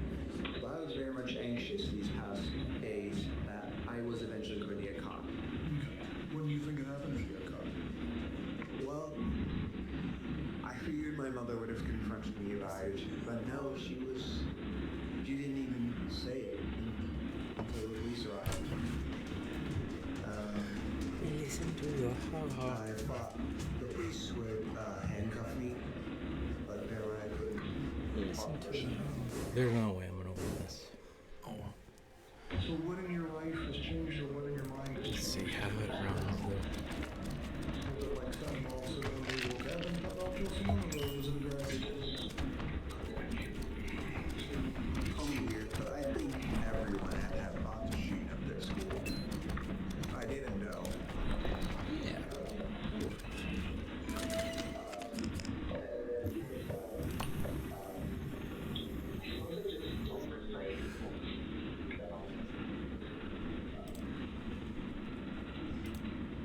So no. Yeah. So, thought to shoot to school to today, what has happened? Well, last year my parents found a kit I had been assembling. It had hammers, shovels, knives, large zip ties, duct tape, saw. I wasn't afraid of people. They found it though, and they were ready to call the police. So I convinced that it was by other methods, a method of fraud. And it was an ultimatum where if I didn't throw it away, all that, they would call the police, and then I would have been arrested on charges of conspiracy. All right, Mark, what do you got? Yeah, I like this. He says everyone has had thoughts of shooting up their school. Well, I'm not sure that that's accurate. Now, here's what I'd say is accurate. Everybody has felt rage. Everybody has felt rage, and everybody has thought out a way that they would display that rage to the people who, in their mind, has caused that, in that kind of I'll show them kind of way. Everybody's done that. Everybody's done that. But not everybody has gone, I know how I'll display my rage. I'll go and shoot up my school. So there's a big difference in the act that he's thinking of getting involved in on this. So look, again, we've all felt rage. What we decide to do with that feeling is what marks us out. There'll be psychopaths out there who feel rage, but they don't perform violent criminal acts. And that's why, for my money, if we break down psychopath and kind of find other buckets, we can go, well, if you get something of psychopath and you put it with some other things as well, I think what Hare's checklist tries to do is kind of mount up the rate, the kind of the score on it, so you could then go, okay, maybe, because there's a difference between a psychopath and a violent criminal. Most psychopaths are not going to be violent criminals. It's just statistically not accurate. So we should say that for sure. You know, and then he says, well, I didn't though. Well, maybe because if you go and shoot up a school, it is very conspicuous. And in mine, it's deeply conspicuous when that happens. You tend to get found, and I don't know how true this is, but I'm going to gamble that most shooters don't survive it. I could be wrong about that, and maybe you want to, but I think I'm going to be pretty right about that. That's your last go at displaying that rage. And in some cases, the rage is so outward and inward that the shooter shoots themselves as well. So it's one of those last awful thing. I'm not venerating it by any chance, but an awful thing where the depression is so high and so deep and the rage is so big, both outwardly and inwardly, that many people end up dying. It's too conspicuous for him. So here's one aspect of it. He's not nihilistic about it. He's not saying the world is a terrible place and we need to end it all. To your point in many other videos we've had, Greg, he's not a true believer about some kind of ideology at all. You know, the world for him is an exciting place if he gets the right opportunities for him to live out that very risky antisocial excitement. So he's not nihilistic, which means, yeah, I think you're right, he could go and kill again and again and again and again, and not in a way that would be conspicuous to anybody, because he's more Machiavellian than that. Chase, what do you got on this? Two great points here. I just have one point for this video in particular. If you watch this again when it comes back up, he is all about control and taking control. But for some reason, he relinquishes 100% of it to his parents. That is remarkable. But let me teach you one of the most powerful skills you will ever use when it comes to understanding people. We mentioned this a few minutes ago. This is the kind of thing that once you learn it, you're never going to be able to turn it off, and you're going to notice it everywhere you go. It's a tool that we teach everybody in NCI and statement analysis, and it's about training yourself to listen differently. So here's the trick. Whenever somebody is talking, train your mind to listen for the very concealed I am statements that they're giving you between the lines. So let me explain this. People aren't just sharing facts and stories and opinions when they talk. They're constantly revealing who they want you to see them as. So underneath everything they're saying, there's an unspoken message about their identity. So for example, if somebody casually just says, oh, I've been a CEO for a long time, they're not just giving you a career highlight. If you're listening with this new filter, you're going to pick up on the hidden I am statements. I am important. I am a leader. I am powerful. I am significant. Another one that you might hear is, imagine somebody saying, I work out every morning no matter what. On the surface, it's about fitness, but what are they really saying? I am disciplined. I am strong. I'm in control of my life. As you keep listening to somebody, these I am statements are going to start to form patterns. And the more they talk, the more you're going to notice these recurring themes about how they want to be seen. Maybe as successful, or generous, or adventurous, or even misunderstood. So it's like you're peeling back these layers of their words to see the core of their self-image. I think this works in every conversation, whether it's your boss talking about their accomplishments or one of your friends venting about a rough day that they had. This matters because once you master this skill, you're going to hear people in a different level, and you're going to know what drives those people, how they want to be seen, what they crave from other people. So the next time somebody speaks, don't just listen to their words. Tune into that little unspoken I am statement that's kind of hiding underneath. And once you start that, you're going to be amazed at how much you've been missing. In this clip, see if you can find 3 of them. There are 3 concealed I am statements in this clip. This Great is one. useful. It's a really good one because it is one of the most uncertain times of all the videos, which I find interesting because he's been pretty certain and bold and talking about all these things. But when he says gradual, I think, listen to that halting approach that he does. He doesn't say gradual, he goes gradual, I think, and does a quick confirmation glance to see how the guy buys it. And interestingly, he smiles and crosses his arms right after that school shooting thing, in the same way he did with a woman investigator. He's looking, his smile disappears and his eye contact breaks quickly. He knows this guy's not approving of him now, and I think he's getting to the point where he is in a bind. So let's think about a couple of things. Chase, you just talked about how people tell you with words, whether they're intentional or not, everything. This guy didn't get this glib and superficial chat today. He didn't come in here and go, hey, I killed somebody yesterday. This kid just talked like this around dozens of people.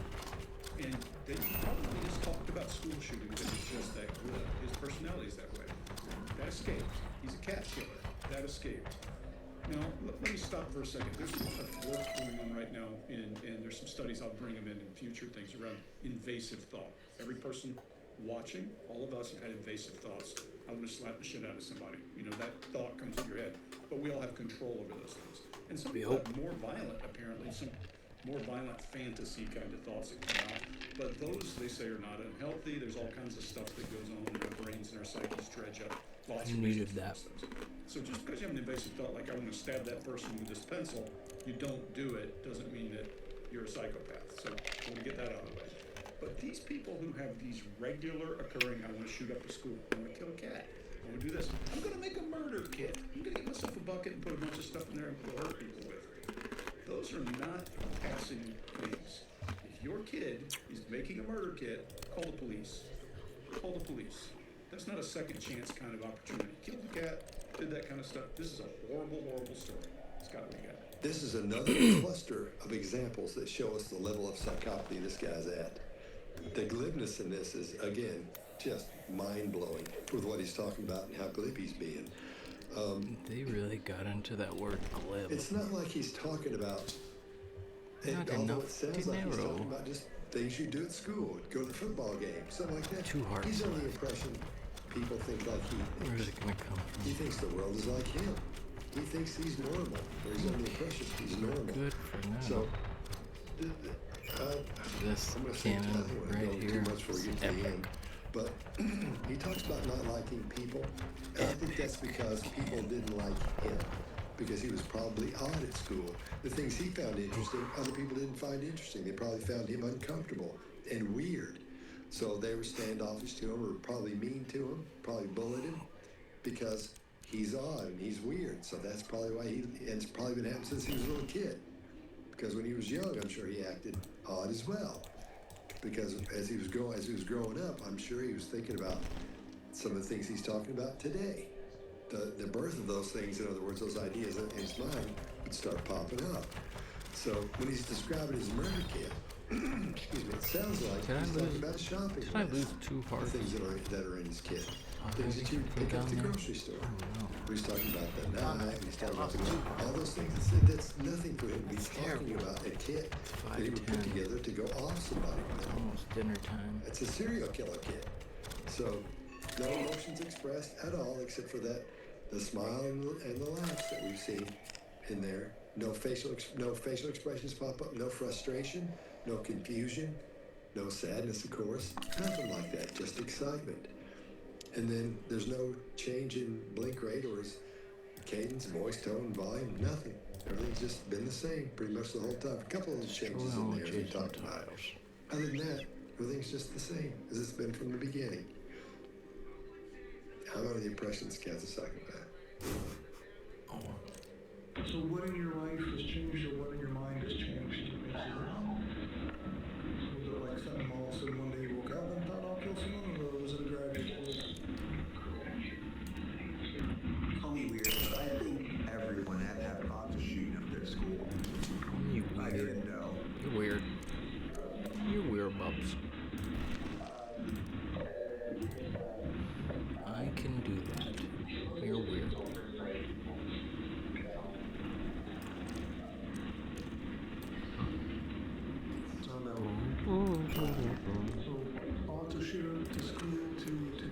y'all can tell that I'm just placing these without much thought.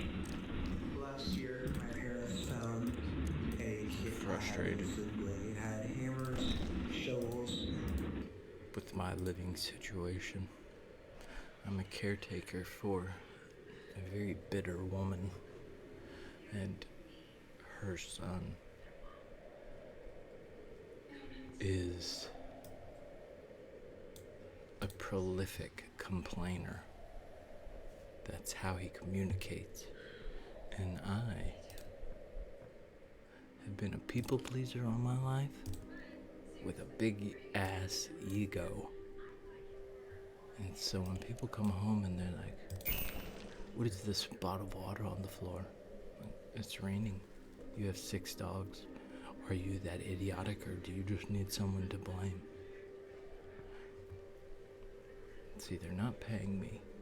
He needs to realize that it would be fucking impossible to find a caregiver who would put up with all the dogs. So if he wants to put Bella down to make it easier to deal with, or find a caregiver,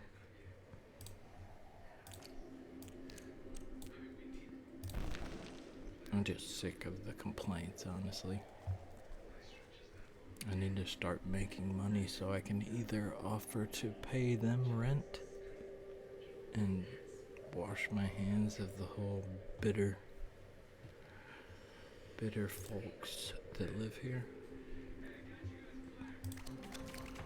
Or, yeah, I just need to start making money because I can't be relying on these people. They're family, but I need to stand on my own 2 feet so I don't feel trapped here, you know.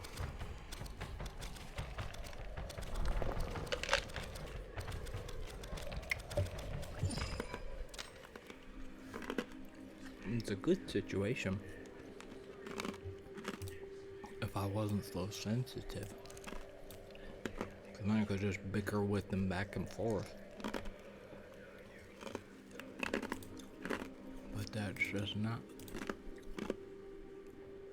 I don't like arguing. I wish I did, honestly. I wish it didn't stress me out to the max, but it does.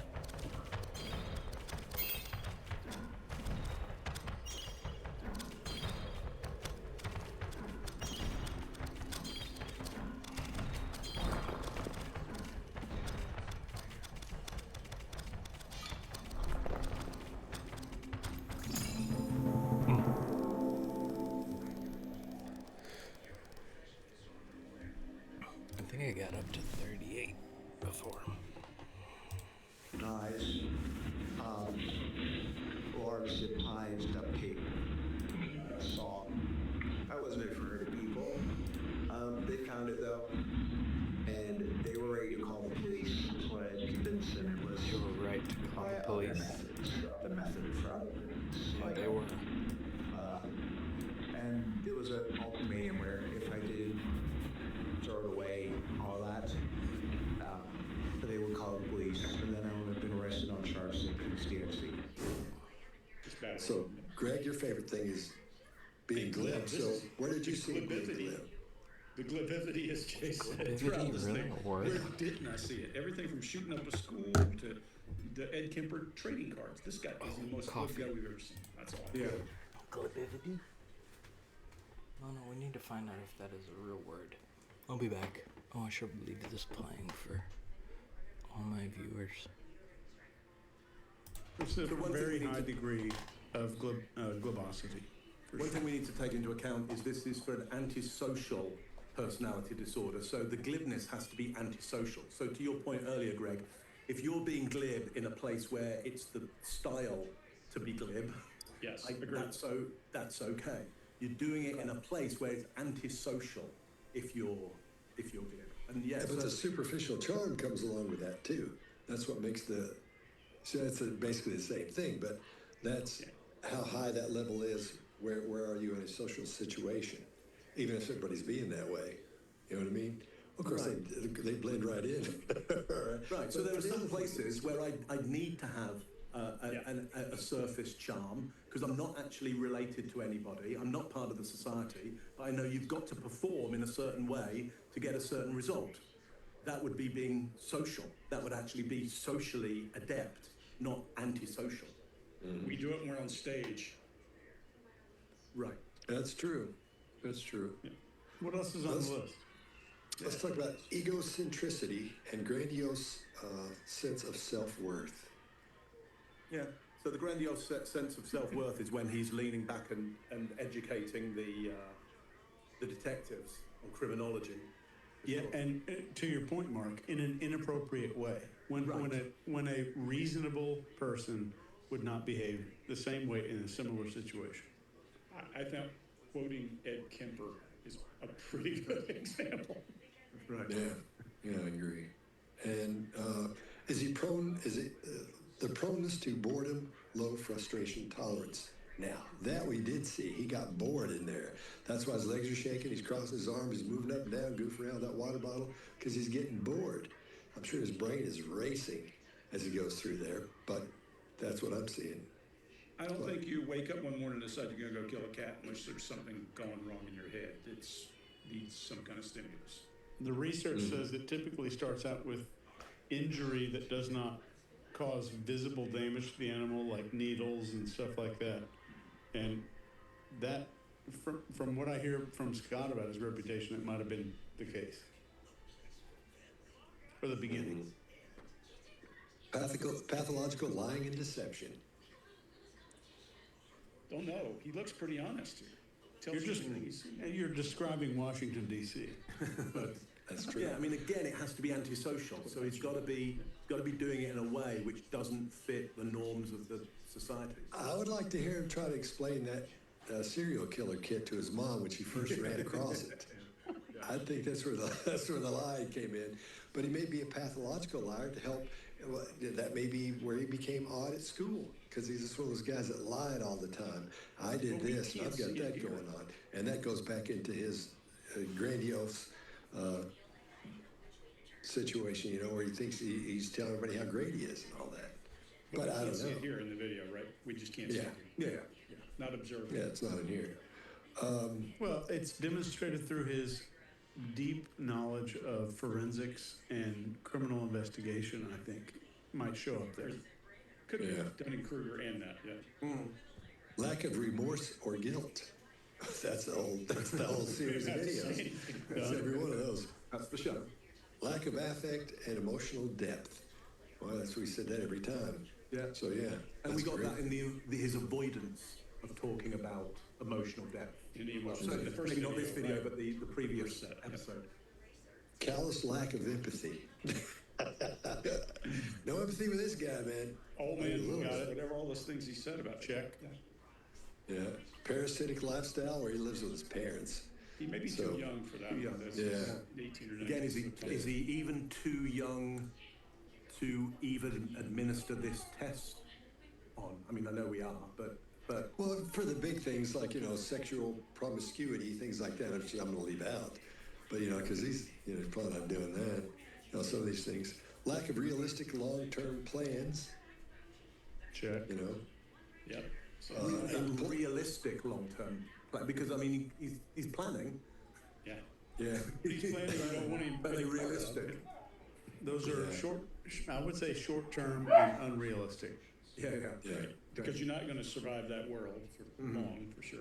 Yeah. Short-tempered, poor behavioral controls. Obviously. You can't see that here. In certain situations. Yeah, we don't see it here. But if he's going to be out murdering somebody, yeah. But the thing is, he didn't sound like he was angry. He didn't describe. No, he went into a frenzied. From his description, he went into a frenzied rage. Yeah. Stinky. Oh, that's true. Yucky. Oh yeah. Yeah, growling and he went. Okay, you're right. I was thinking about when he was talking to him. Lack of realistic. Impulsivity. Yeah. Well, yeah. Yeah. It takes a little bit of that to go stab a guy under a bridge. How about irresponsible behavior? No, Well, if you wanted somebody responsible for murders in the area, he'd be your guy. But otherwise, no, still not working for him. Oh shit, guy. Oh no, Scott is frozen. Okay. Let's see. History of juvenile delinquency. We talked about those cats earlier. Revocation. Oh no, that would be failure to accept responsibility for own actions. Didn't see that here. No, we didn't. No, he said, "Yeah, I did it." Here's how I did it. Yeah, here's how I got away with it. I mean, maybe that piece of this Excel spreadsheet, which is wrong and flawed, but useful, might also hint at the fact of understanding of the gravity of the situation. True. Which may be implied in that. Well, What's wrong? Worship. What do you say is wrong? The psychopath checklist is wrong and it's flawed. Yeah, but it's wrong. useful. How's it Every wrong? model is wrong. Oh, okay. I see what y'all are saying. Okay. It's had lots of criticism. I mean, make no mistake, all this stuff is going to be criticism. But Chase, I think, to your point, if his norm is Ed Kemper, Ted Bundy, and all those things, his whole worldview is skewed to start with. So, yeah. Right. Yeah. Okay, I see what you're saying, being wrong and flawed. Yeah, you kind of go, it's this checklist is less wrong than most other people's idea. Yeah. That's it. You know. Yeah. Look, already we've been down a list and said dangerous, dangerous, dangerous, dangerous, dangerous. That's yeah. the big key, right? Other things on here like revocation of conditional release. You know, it's didn't apply to him. History of promiscuous sexual relations, no, it didn't apply to him. Yeah, for a lot of the stuff, he's just too young. You know, not that youngsters can't be psychopaths. You know, obviously he was. He just didn't do anything when he was a kid or do much. Well, we that also we're need aware to of. say this. We say it all the time. You can be born with anything. It's what you do with it. There are lots of people who are psychopaths who don't go out and murder someone. There are lots of people who murder someone who are not psychopaths, to your point earlier, Mark. So somewhere in the middle of all this, we got to remind people it's not what you get, it's what you do with it. And especially with children, especially kids. You know, a kid can be absolutely antisocial. So, you know, at times you're going, that's almost criminally antisocial. And you give them a bit of a pass because you can't get them into prison. But they grow out of it because it's developmental. But in the case of a psychopath, they will not grow out of it. They're more likely to grow into it. Yeah. This checklist is completely prohibits the diagnosis of children if you go off this scoring system. Right. Yeah. Just about. Yeah. Yeah, because these things they couldn't even do. They're not ready for it. There was like in the DSM-3 for some of the depression and anxiety and even schizotypal disorders, it had to affect other people at your work. Yeah. Which means that every person who hasn't held a job yet cannot be diagnosed. So like this is just one of those things. They're all flawed, they're all wrong, but they're useful and helpful in some circumstances. Oh yeah, it's an antisocial personality disorder because you have to be. It has to be in relationship to society. Like on your own, if you don't depend on anybody else and they don't depend on you, do what the hell you like. You're never going to affect anybody. You're only affecting yourself. Who cares what you do? And keep in mind, nobody's ever going to meet. Yeah. And keep in mind, a diagnosis is never meant to help you understand anything. It's made to help you define. I taped it to the top of the TV so Bury it circles doesn't around it and call it something. Yeah, Hey so guys, then- one thing so that I then you will can say. start something. One thing I will say is, while I'm a fan of what we just did, I know our watchers, I know our panelists, they like consistency. We should wrap. Yeah. Now let's if you want to, if you want to find out see where you sit on the psychopath checklist, you know, if you want to take a test, I'll put a link below to video. You can go take that in. Got one on my channel, and once you find out what your score is, put it below. You don't have to say, well, and tell us a big story. Just say, you know, 26 or 4 or 6 or 12, whatever you got. Just put it in the comments below once you take that test, and I'll put a link in the PDF you'll get. All right, Mark. Well, we've seen all the videos and talked about them individually. What do you think you saw? Okay, so what I did, instead of going exclusively under that psychopathic model, I used a popular model at the moment, though very new, of the dark tetrad. You've probably heard of that and come across it, where you have psychopathy defined in a very slim way, with Machiavellian defined in a slim way, narcissistic defined in a fairly slim way, and sadistic in a relatively slim way. And I guess the point of that would be is if all those things come together at a high level, the propensity for violent, antisocial, so crime, violent crime is more likely to happen, because I think what we're looking at here is clearly a violent criminal, not necessarily a psychopath. Of course, you know, if you're going to use that idea of psychopathy, yeah, it's going to fit that model, but then it doesn't fit the model of most psychopaths, because most psychopaths will not commit the violent crime. They find other outlets for the you know, their mediation of that risk factor. We call it the dark. Thank you, behavior panel. I think I am done streaming for now. But you know what? I think I'm gonna come back later tonight. Might watch Queso and then start streaming when he's done at like 3 in the morning. So I need to find when folks are where there's not like a lot of big hot streamers streaming, if you know what I'm saying. Do you know what I'm saying? Here, watch. So, in conclusion,